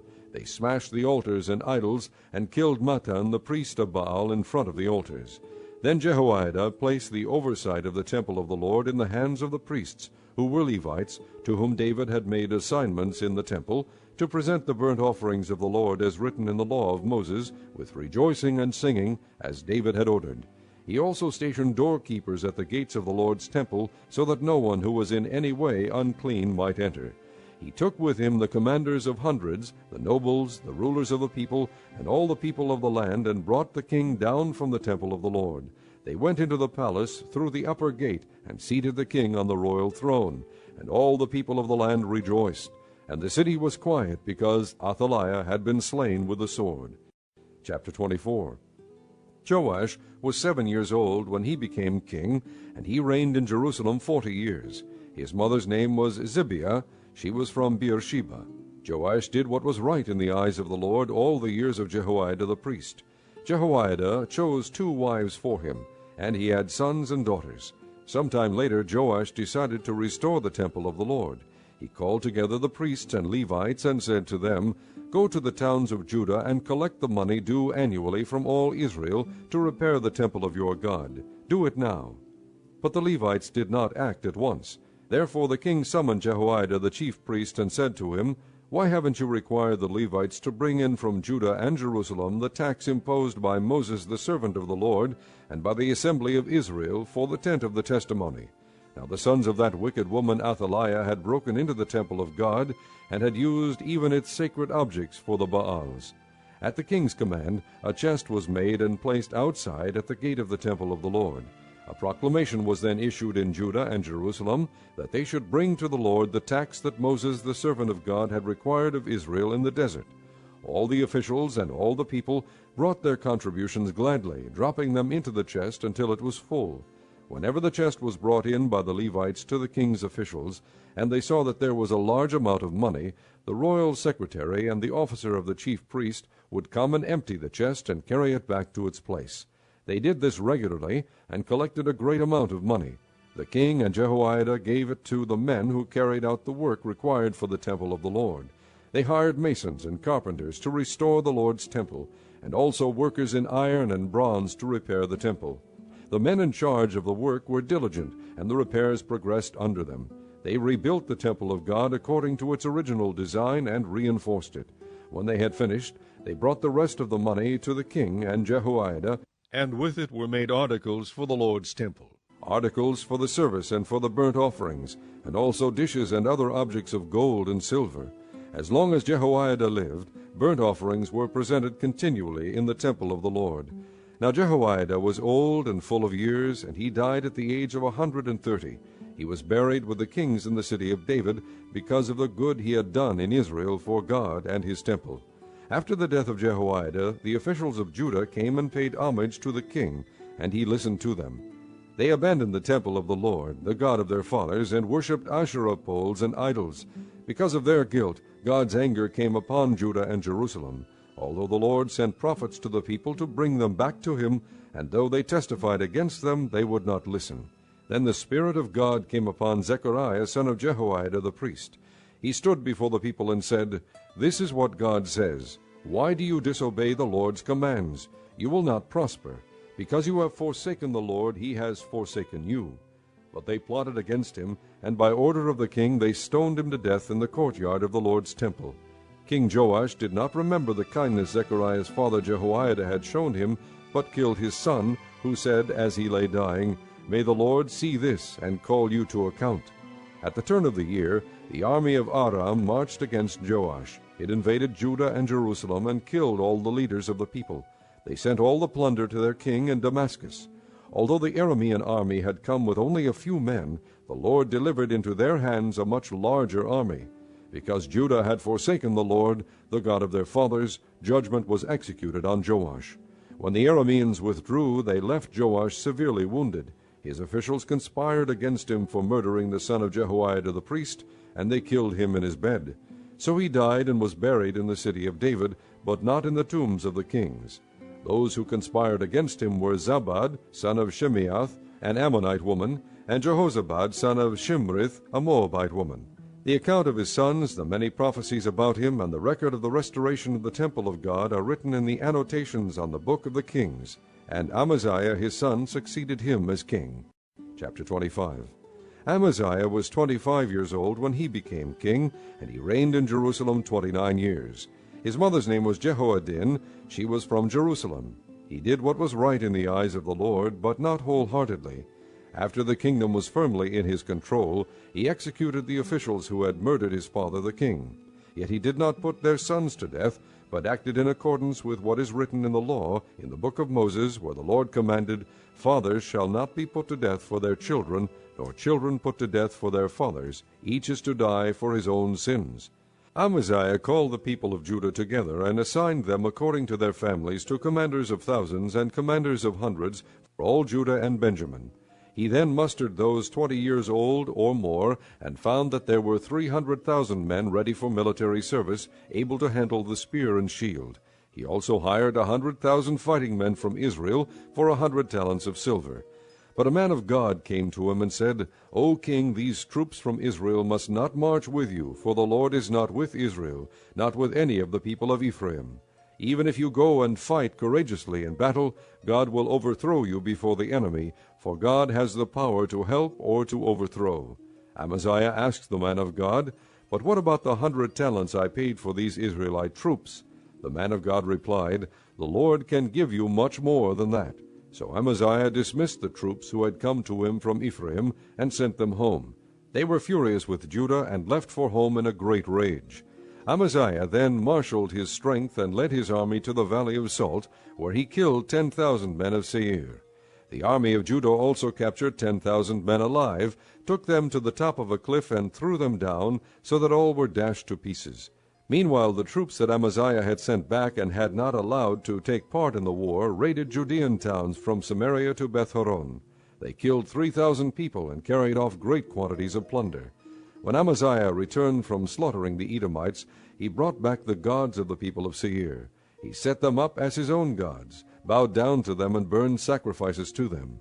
The anger of the Lord burned against Amaziah, and he sent a prophet to him who said, Why do you consult this people's gods, which could not save their own people from your hand? While he was still speaking, the king said to him, Have we appointed you an adviser to the king? Stop, why be struck down? So the prophet stopped, but said, I know that God has determined to destroy you, because you have done this, and have not listened to my counsel.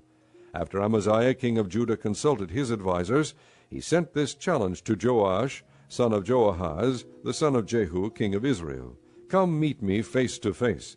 But Jehoash, king of Israel, replied to Amaziah king of Judah, A thistle in Lebanon sent a message to a cedar in Lebanon, Give your daughter to my son in marriage. Then a wild beast in Lebanon came along and trampled the thistle underfoot. You say to yourself that you have defeated Edom, and now you are arrogant and proud. But stay at home. Why ask for trouble and cause your own downfall and that of Judah also? Amaziah, however, would not listen, for God so worked that he might hand them over to Joash, because they sought the gods of Edom. So Jehoash, king of Israel, attacked. He and Amaziah, king of Judah, faced each other at Beth-shemesh in Judah. Judah was routed by Israel, and every man fled to his home. Jehoash, king of Israel, captured Amaziah, king of Judah, the son of Joash, the son of Ahaziah, at Beth-shemesh. Then Jehoash brought him to Jerusalem, and broke down the wall of Jerusalem from the Ephraim gate to the corner gate, a section about 600 feet long. He took all the gold and silver and all the articles found in the temple of God that had been in the care of Obed-Edom, together with the palace treasures and the hostages, and returned to Samaria. Amaziah, son of Joash, king of Judah, lived for 15 years after the death of Jehoash, son of Jehoahaz, king of Israel. As for the other events of Amaziah's reign, from beginning to end, are they not written in the book of the kings of Judah and Israel? From the time that Amaziah turned away from following the Lord, they conspired against him in Jerusalem, and he fled to Lachish. But they sent men after him to Lachish, and killed him there. He was brought back by horse, and was buried with his fathers in the city of Judah. Chapter 26. Then all the people of Judah took Uzziah, who was 16 years old, and made him king in place of his father Amaziah. He was the one who rebuilt Elath, and restored it to Judah after Amaziah rested with his fathers. Uzziah was 16 years old when he became king, and he reigned in Jerusalem 52 years. His mother's name was Jecholiah. She was from Jerusalem. He did what was right in the eyes of the Lord, just as his father Amaziah had done. He sought God during the days of Zechariah, who instructed him in the fear of God. As long as he sought the Lord, God gave him success. he went to war against the Philistines and broke down the walls of Gath, Jabneh, and Ashdod. He then rebuilt towns near Ashdod and elsewhere among the Philistines. God helped him against the Philistines and against the Arabs who lived in Gur-Baal and against the Maonites. The Ammonites brought tribute to Uzziah, and his fame spread as far as the border of Egypt, because he had become very powerful. Uzziah built towers in Jerusalem at the corner gate, at the valley gate, and at the angle of the wall, and he fortified them. He also built towers in the desert, and dug many cisterns, because he had much livestock in the foothills and in the plain. He had people working his fields and vineyards in the hills and in the fertile lands, for he loved the soil. Uzziah had a well-trained army, ready to go out by divisions according to their numbers as mustered by Jeiel, the secretary of Maaseiah, the officer under the direction of Hananiah, one of the royal officials. The total number of family leaders over the fighting men was 2,600. Under their command was an army of 307,500 men trained for war, a powerful force to support the king against his enemies. Uzziah provided shields, spears, helmets, coats of armor, bows, and sling stones for the entire army. In Jerusalem he made machines designed by skillful men for use on the towers and on the corner defenses to shoot arrows and hurl large stones. His fame spread far and wide, for he was greatly helped until he became powerful. But after Uzziah became powerful, his pride led to his downfall. He was unfaithful to the Lord his God, and entered the temple of the Lord to burn incense on the altar of incense.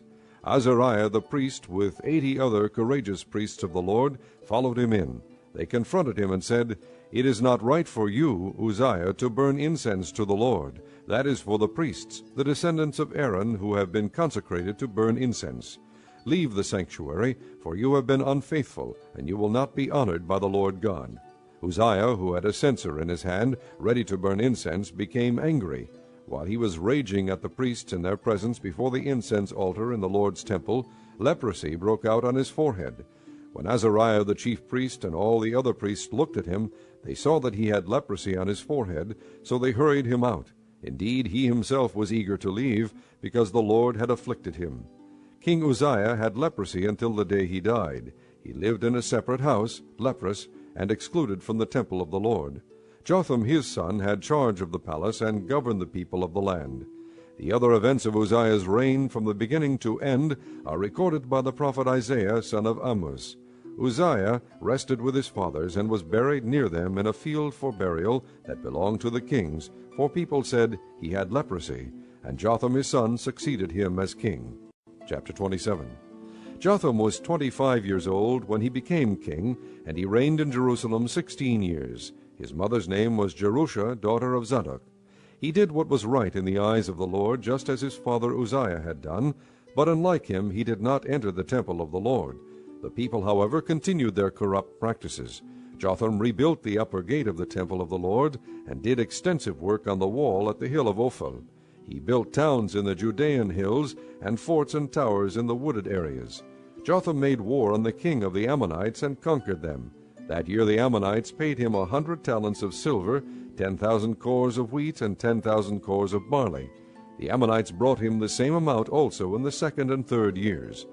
Jotham grew powerful because he walked steadfastly before the Lord his God.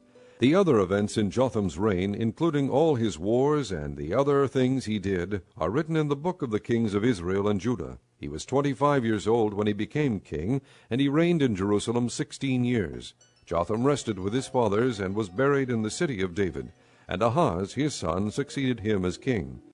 Chapter 28. Ahaz was 20 years old when he became king, and he reigned in Jerusalem 16 years. Unlike David his father, he did not do what was right in the eyes of the Lord. He walked in the ways of the kings of Israel, and also made cast idols for worshipping the Baals.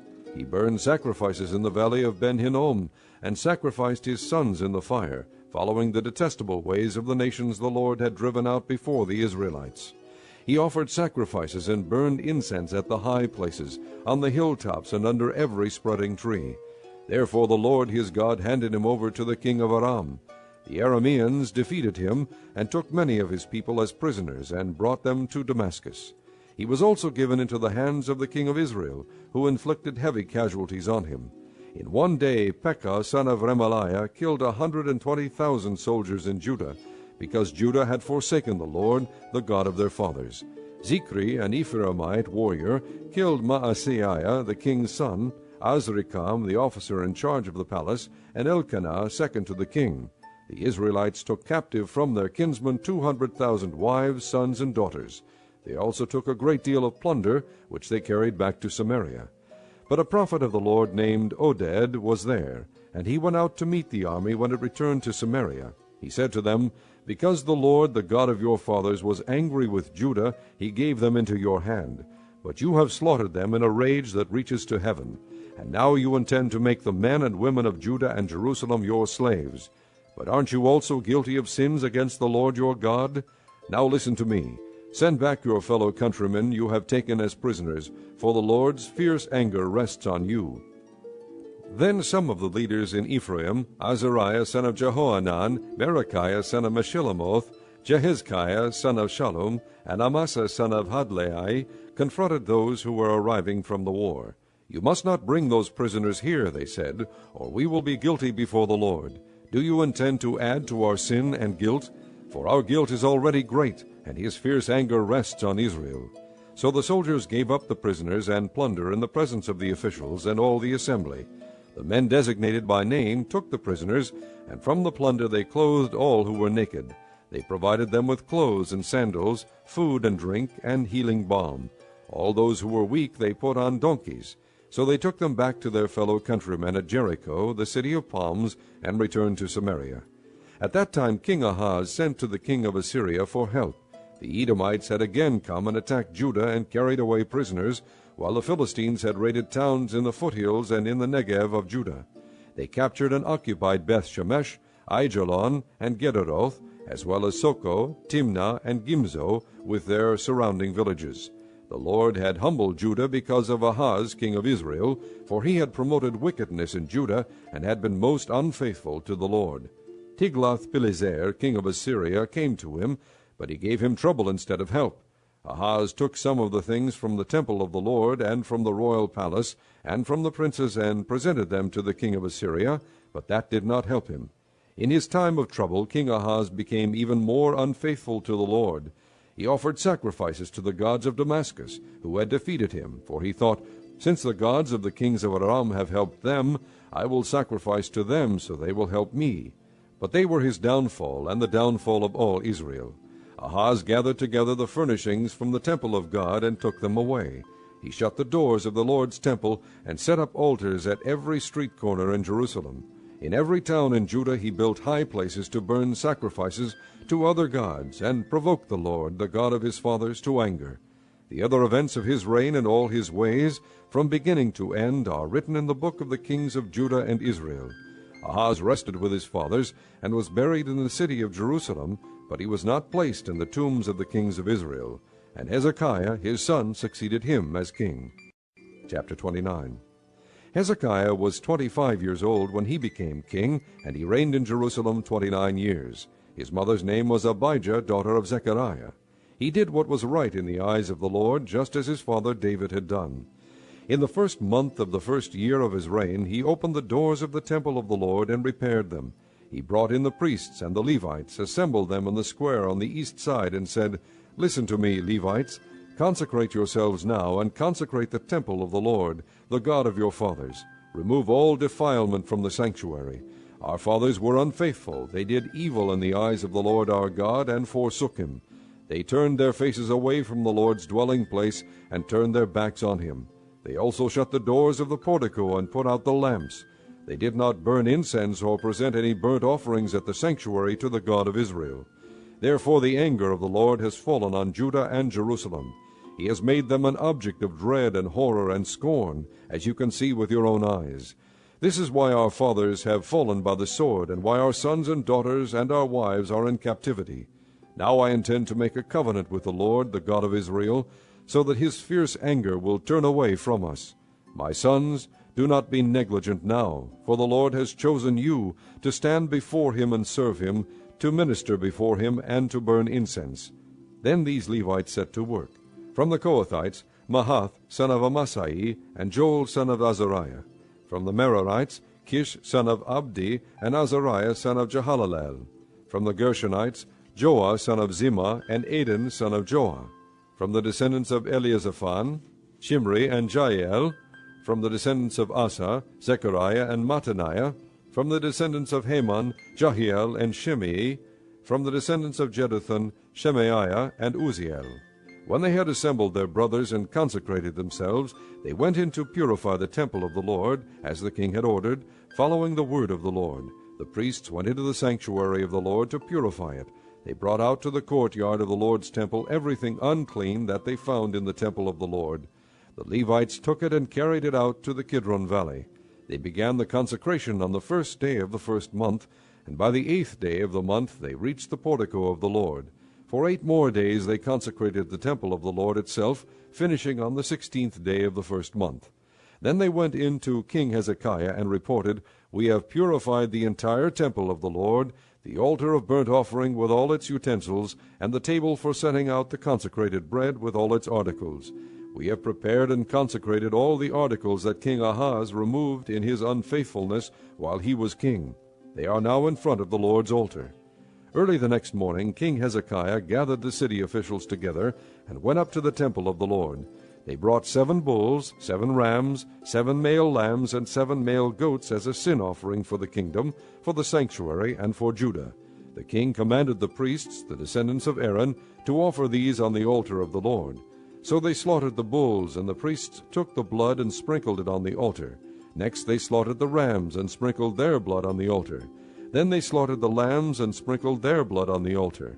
The goats for the sin offering were brought before the king and the assembly, and they laid their hands on them.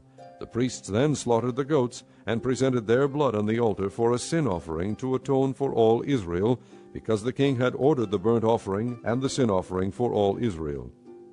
He stationed the Levites in the temple of the Lord with cymbals, harps, and lyres in the way prescribed by David and Gad the king's seer, and Nathan the prophet.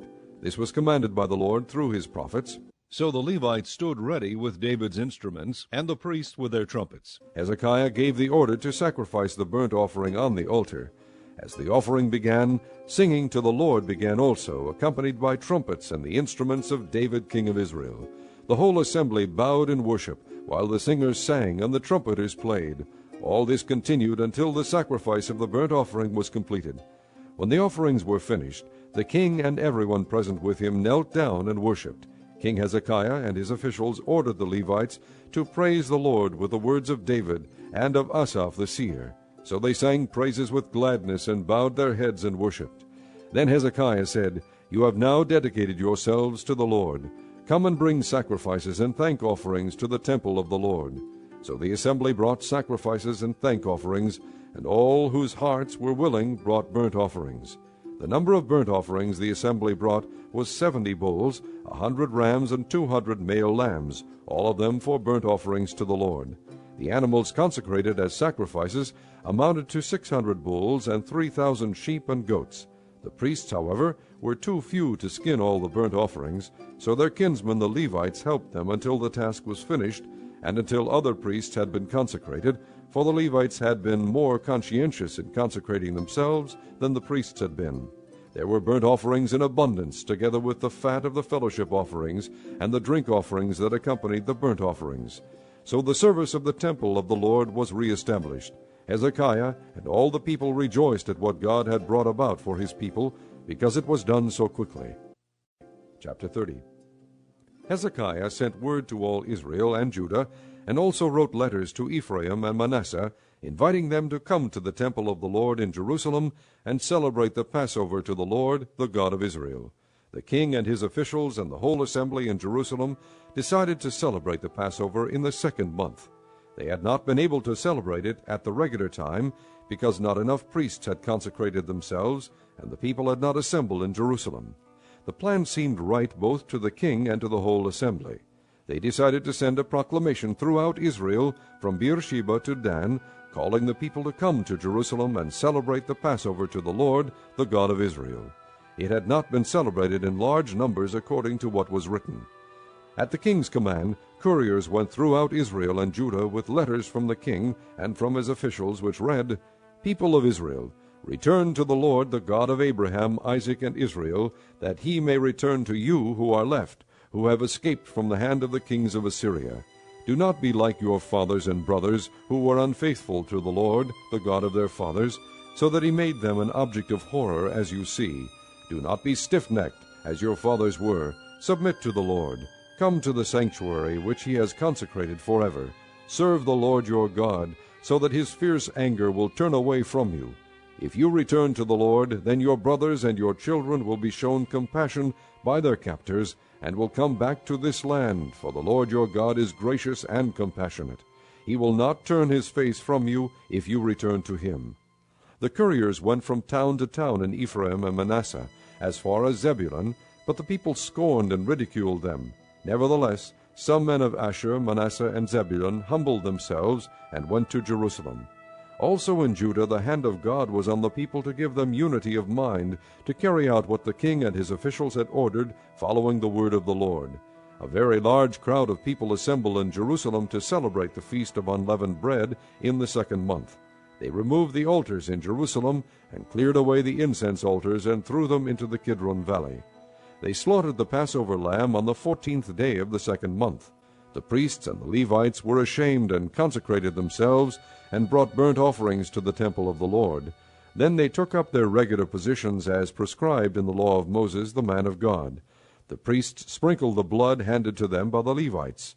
Since many in the crowd had not consecrated themselves, the Levites had to kill the Passover lambs for all those who were not ceremonially clean and could not consecrate their lambs to the Lord.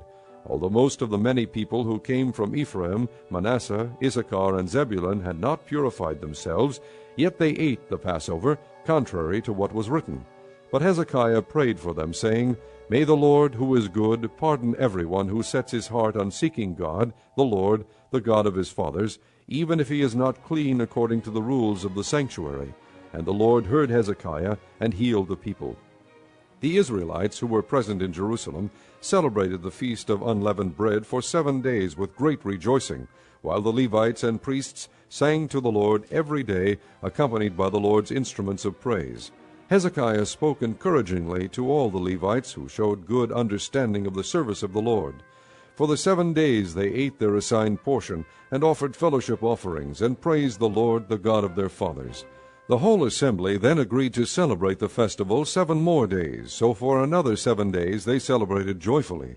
Hezekiah king of Judah provided 1,000 bulls and 7,000 sheep and goats for the assembly, and the officials provided them with 1,000 bulls and 10,000 sheep and goats. A great number of priests consecrated themselves. The entire assembly of Judah rejoiced, along with the priests and Levites, and all who had assembled from Israel, including the aliens who had come from Israel and those who lived in Judah. There was great joy in Jerusalem, for since the days of Solomon son of David king of Israel, there had been nothing like this in Jerusalem. The priests and the Levites stood to bless the people, and God heard them, for their prayer reached heaven, his holy dwelling place. Chapter 31. When all this had ended, the Israelites who were there went out to the towns of Judah, smashed the sacred stones, and cut down the Asherah poles. They destroyed the high places and the altars throughout Judah and Benjamin, and in Ephraim and Manasseh. After they had destroyed all of them, the Israelites returned to their own towns and to their own property. Hezekiah assigned the priests and Levites to divisions, each of them according to their duties as priests or Levites, to offer burnt offerings and fellowship offerings, to minister, to give thanks, and to sing praises at the gates of the Lord's dwelling. The king contributed from his own possessions for the morning and evening burnt offerings, and for the burnt offerings on the Sabbaths, new moons, and appointed feasts, as written in the law of the Lord. He ordered the people living in Jerusalem to give the portion due the priests and Levites, so they could devote themselves to the law of the Lord. As soon as the order went out, the Israelites generously gave the first fruits of their grain, new wine, oil, and honey, and all that the fields produced. They brought a great amount, a tithe of everything. The men of Israel and Judah who lived in the towns of Judah also brought a tithe of their herds and flocks, and a tithe of the holy things dedicated to the Lord their God, and they piled them in heaps. They began doing this in the 3rd month, and finished in the 7th month. When Hezekiah and his officials came and saw the heaps, they praised the Lord and blessed his people Israel. Hezekiah asked the priests and Levites about the heaps, and Azariah the chief priest, from the family of Zadok, answered, Since the people began to bring their contributions to the temple of the Lord, we have had enough to eat and plenty to spare, because the Lord has blessed his people, and this great amount is left over. Hezekiah gave orders to prepare storerooms in the temple of the Lord, and this was done. Then they faithfully brought in the contributions, tithes, and dedicated gifts. Conaniah, a Levite, was in charge of these things, and his brother Shimei was next in rank. Jehiel, Azaziah, Nahath, Asahel, Jeremoth, Jozabad, Eliel, Ismachiah, Mahath, and Benaiah were supervisors under Conaniah and Shimei his brother, by appointment of King Hezekiah, and Azariah the official in charge of the temple of God. Kore, son of Imnah the Levite, keeper of the east gate, was in charge of the free will offerings given to God, distributing the contributions made to the Lord, and also the consecrated gifts. Eden, Miniamin, Jeshua, Semaiah, Amariah, and Shechaniah assisted him faithfully in the towns of the priests, distributing to their fellow priests according to their divisions, old and young alike.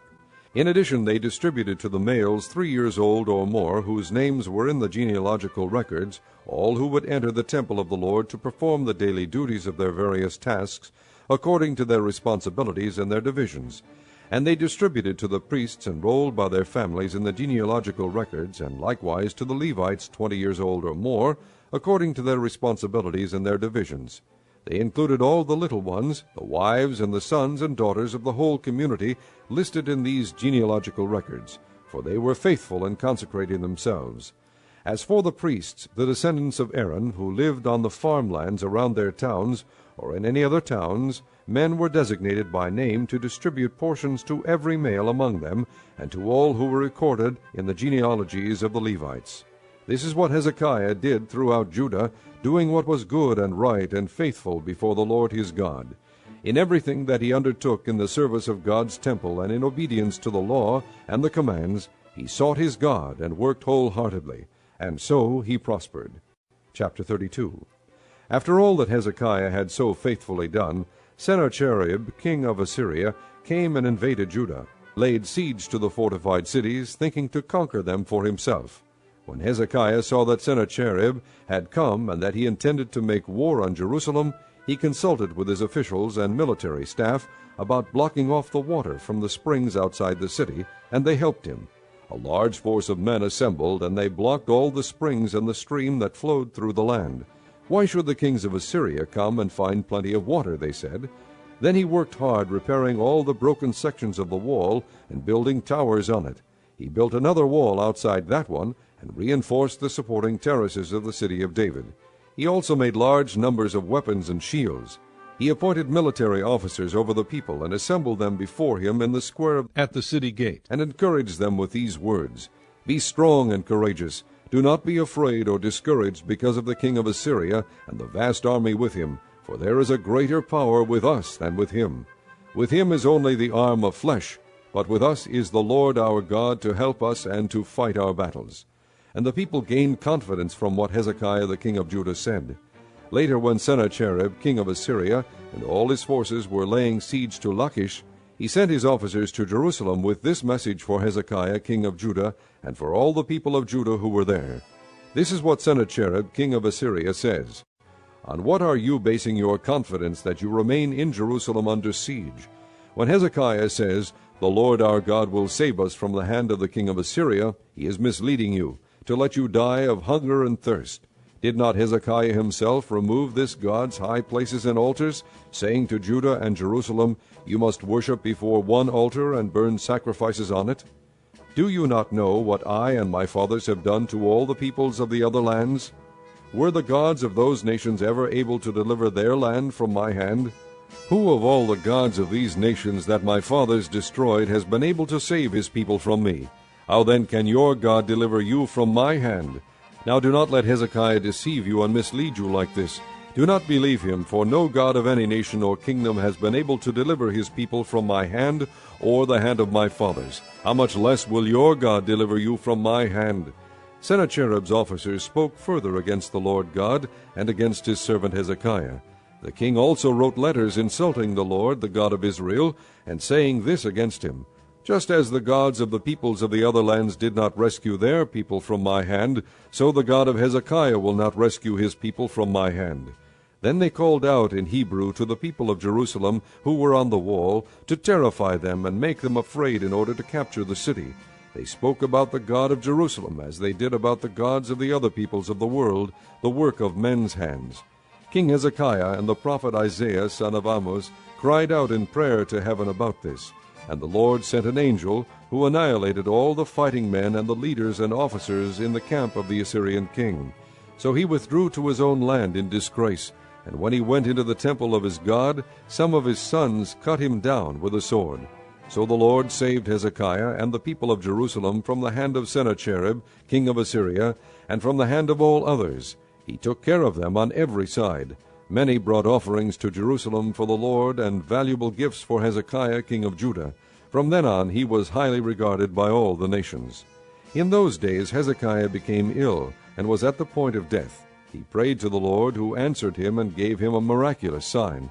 But Hezekiah's heart was proud, and he did not respond to the kindness shown him. Therefore the Lord's wrath was on him, and on Judah and Jerusalem.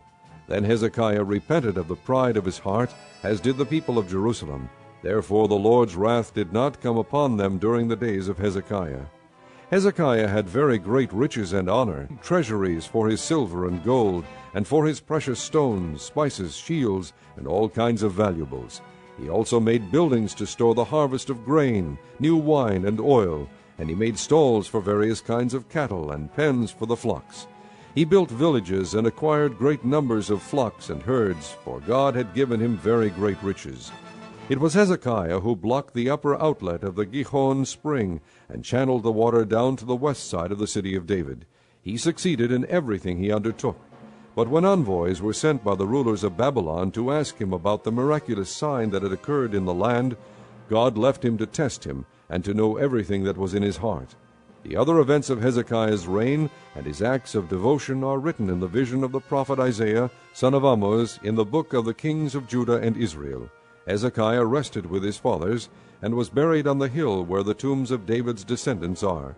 All Judah and the people of Jerusalem honored him when he died, and Manasseh his son succeeded him as king. Chapter 33. Manasseh was 12 years old when he became king, and he reigned in Jerusalem 55 years. He did evil in the eyes of the Lord, following the detestable practices of the nations the Lord had driven out before the Israelites. He rebuilt the high places his father Hezekiah had demolished. He also erected altars to the Baals, and made Asherah poles. He bowed down to all the starry hosts, and worshipped them.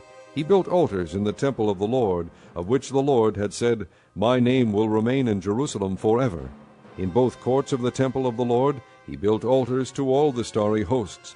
He sacrificed his sons in the fire in the valley of Ben-Hinnom, practiced sorcery, divination, and witchcraft, and consulted mediums and spiritists. He did much evil in the eyes of the Lord, provoking him to anger. He took the carved image he had made, and put it in God's temple, of which God had said to David and to his son Solomon, In this temple and in Jerusalem, which I have chosen out of all the tribes of Israel, I will put my name forever. I will not again make the feet of the Israelites leave the land I assigned to your forefathers, if only they will be careful to do everything I commanded them concerning all the laws, decrees, and ordinances given through Moses. But Manasseh led Judah and the people of Jerusalem astray, so that they did more evil than the nations the Lord had destroyed before the Israelites. The Lord spoke to Manasseh and his people, but they paid no attention. So the Lord brought against them the army commanders of the king of Assyria, who took Manasseh prisoner, put a hook in his nose, bound him with bronze shackles, and took him to Babylon. In his distress he sought the favor of the Lord his God, and humbled himself greatly before the God of his fathers. And when he prayed to him, the Lord was moved by his entreaty, and listened to his plea. So he brought him back to Jerusalem and to his kingdom. Then Manasseh knew that the Lord is God. Afterward he rebuilt the outer wall of the city of David, west of the Gihon spring in the valley, as far as the entrance of the fish gate, and encircling the hill of Ophel. He also made it much higher. He stationed military commanders in all the fortified cities in Judah. He got rid of the foreign gods, and removed the image from the temple of the Lord, as well as all the altars he had built on the temple hill and in Jerusalem, and he threw them out of the city. Then he restored the altar of the Lord, and sacrificed fellowship offerings and thank offerings on it, and told Judah to serve the Lord, the God of Israel. The people, however, continued to sacrifice at the high places, but only to the Lord their God. The other events of Manasseh's reign, including his prayer to his God, and the words the seers spoke to him in the name of the Lord, the God of Israel, are written in the annals of the kings of Israel. His prayer, and how God was moved by his entreaty, as well as all his sins and unfaithfulness, and the sites where he built high places and set up Asherah poles and idols before he humbled himself, all are written in the records of the seers.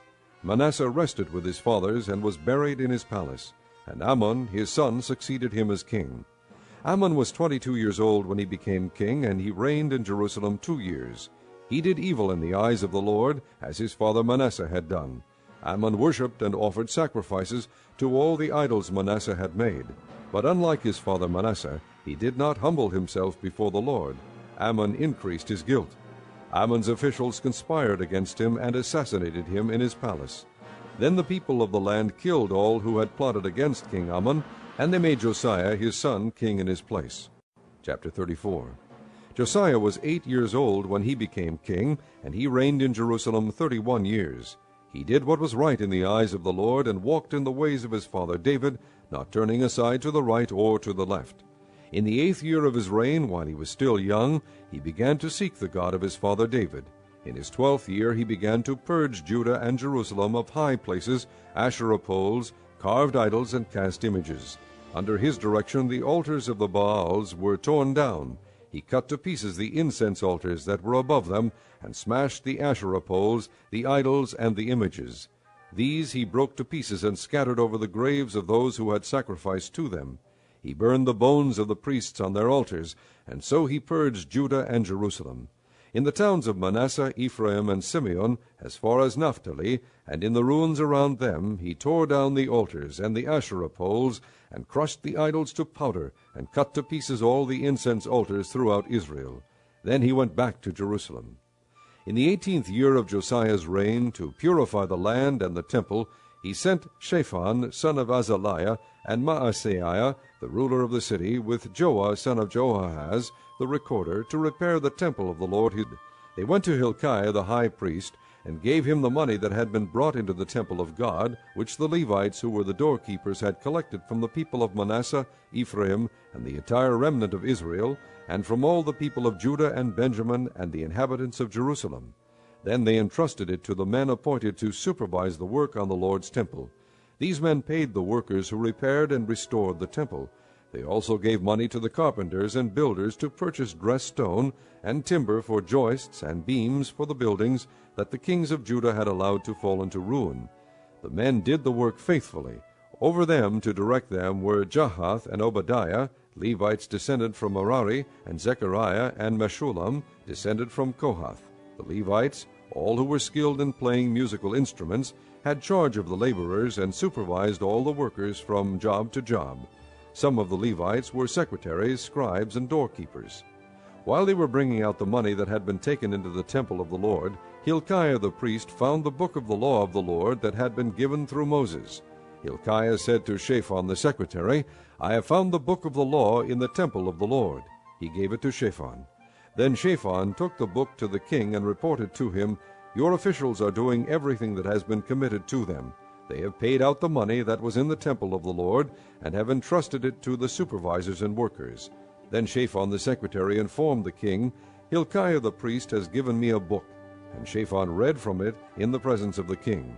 When the king heard the words of the law, he tore his robes. He gave these orders to Hilkiah, Ahikam son of Shaphan, Abdon son of Micah, Shaphan the secretary, and Azariah the king's attendant. "Go and inquire of the Lord for me, and for the remnant in Israel and Judah, about what is written in this book that has been found. Great is the Lord's anger that is poured out on us, because our fathers have not kept the word of the Lord. They have not acted in accordance with all that is written in this book."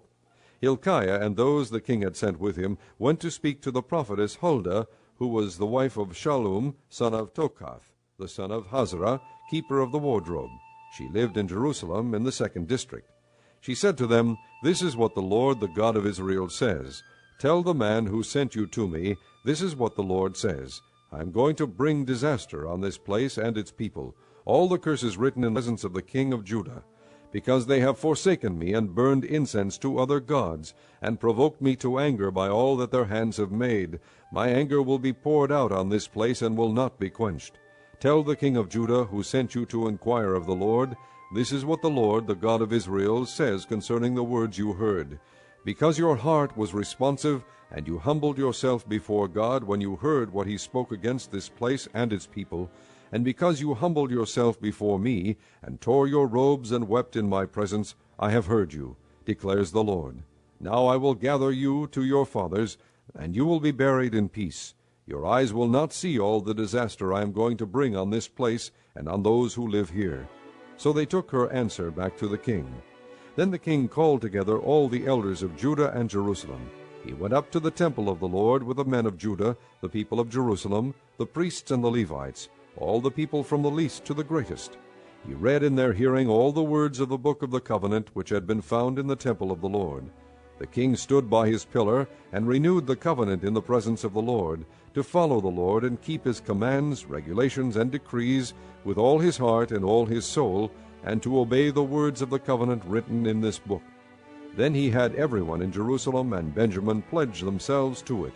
The people of Jerusalem did this in accordance with the covenant of God, the God of their fathers. Josiah removed all the detestable idols from all the territory belonging to the Israelites, and he had all who were present in Israel serve the Lord their God. As long as he lived, they did not fail to follow the Lord, the God of their fathers. Chapter 35. Josiah celebrated the Passover to the Lord in Jerusalem, and the Passover lamb was slaughtered on the 14th day of the first month. He appointed the priests to their duties, and encouraged them in the service of the Lord's temple.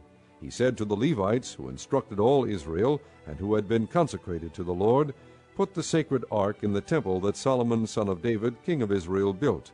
It is not to be carried about on your shoulders. Now serve the Lord your God and his people Israel. Prepare yourselves by families in your divisions, according to the directions written by David king of Israel, and by his son Solomon. Stand in the holy place with a group of Levites for each subdivision of the families of your fellow countrymen, the lay people. Slaughter the Passover lambs, consecrate yourselves, and prepare the lambs for your fellow countrymen, doing what the Lord commanded through Moses.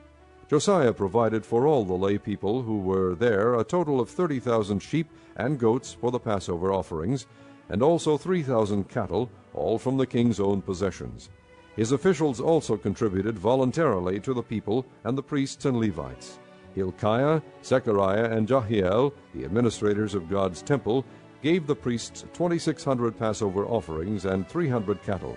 Also Conaniah, along with Shemaiah and Nethanel, his brothers, and Hashabiah, Jael, and Jozabad, the leaders of the Levites, provided 5,000 Passover offerings and 500 head of cattle for the Levites.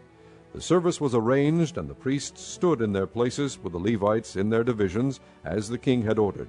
The Passover lambs were slaughtered, and the priests sprinkled the blood handed to them, while the Levites skinned the animals. They set aside the burnt offerings to give them to the subdivisions of the families of the people to offer to the Lord, as is written in the book of Moses. They did the same with the cattle.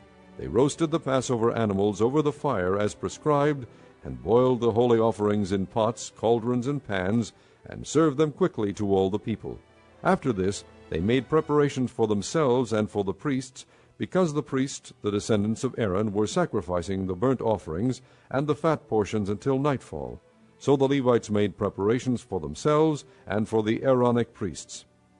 The musicians, the descendants of Asaph, were in the places prescribed by David, Asaph, Heman, and Jeduthun the king's seer.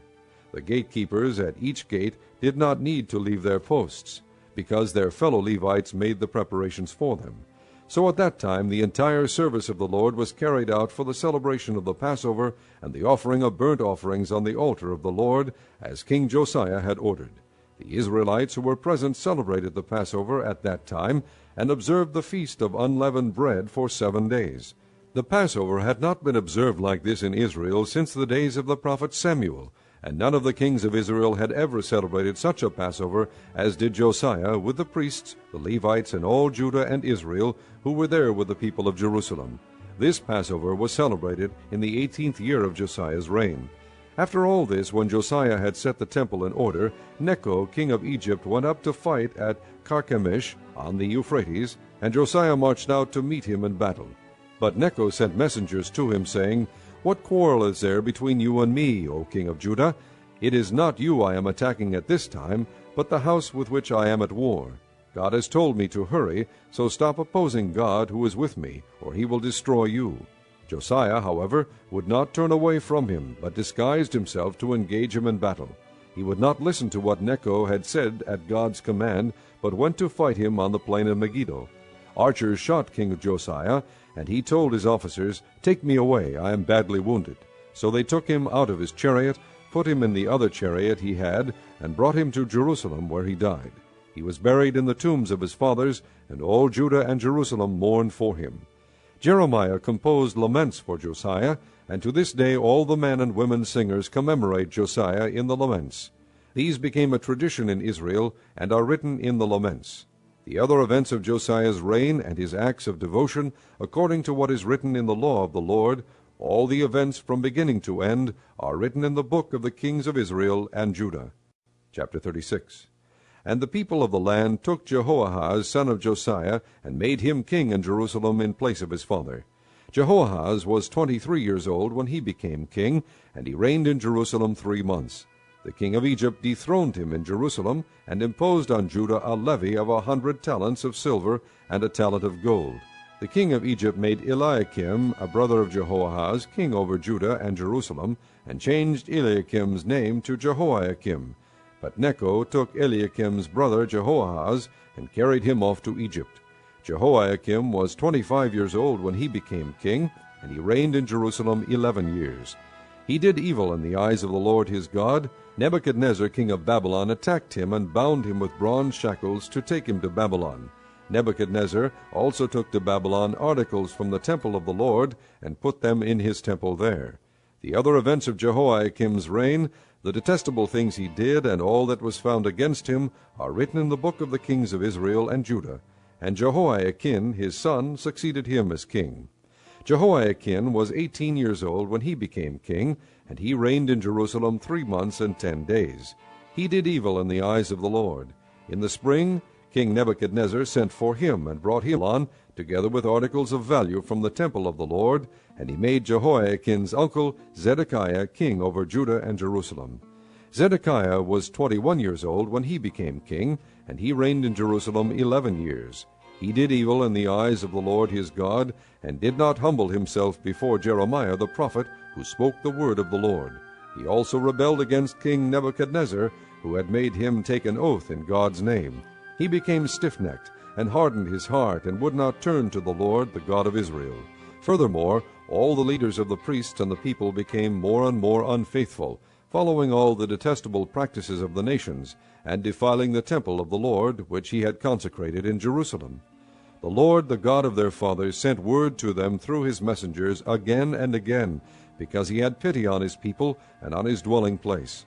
But they mocked God's messengers, despised his words, and scoffed at his prophets, until the wrath of the Lord was aroused against his people, and there was no remedy. He brought up against them the king of the Babylonians, who killed their young men with a sword in the sanctuary, and spared neither young man nor young woman, old man or aged. God handed all of them over to Nebuchadnezzar. He carried to Babylon all the articles from the temple of God, both large and small, and the treasures of the Lord's temple, and the treasures of the king and his officials. They set fire to God's temple, and broke down the wall of Jerusalem. They burned all the palaces, and destroyed everything of value there. He carried into exile to Babylon the remnant, who escaped from the sword, and they became servants to him and his sons, until the kingdom of Persia came to power. The land enjoyed its Sabbath rests. All the time of its desolation it rested, until the 70 years were completed in fulfillment of the word of the Lord spoken by Jeremiah. In the first year of Cyrus king of Persia, in order to fulfill the word of the Lord spoken by Jeremiah, the Lord moved the heart of Cyrus king of Persia to make a proclamation throughout his realm, and to put it in writing. This is what Cyrus king of Persia says: The Lord, the God of heaven, has given me all the kingdoms of the earth, and he has appointed me to build a temple for him at Jerusalem in Judah. Any one of his people among you, may the Lord his God be with him, and let him go up.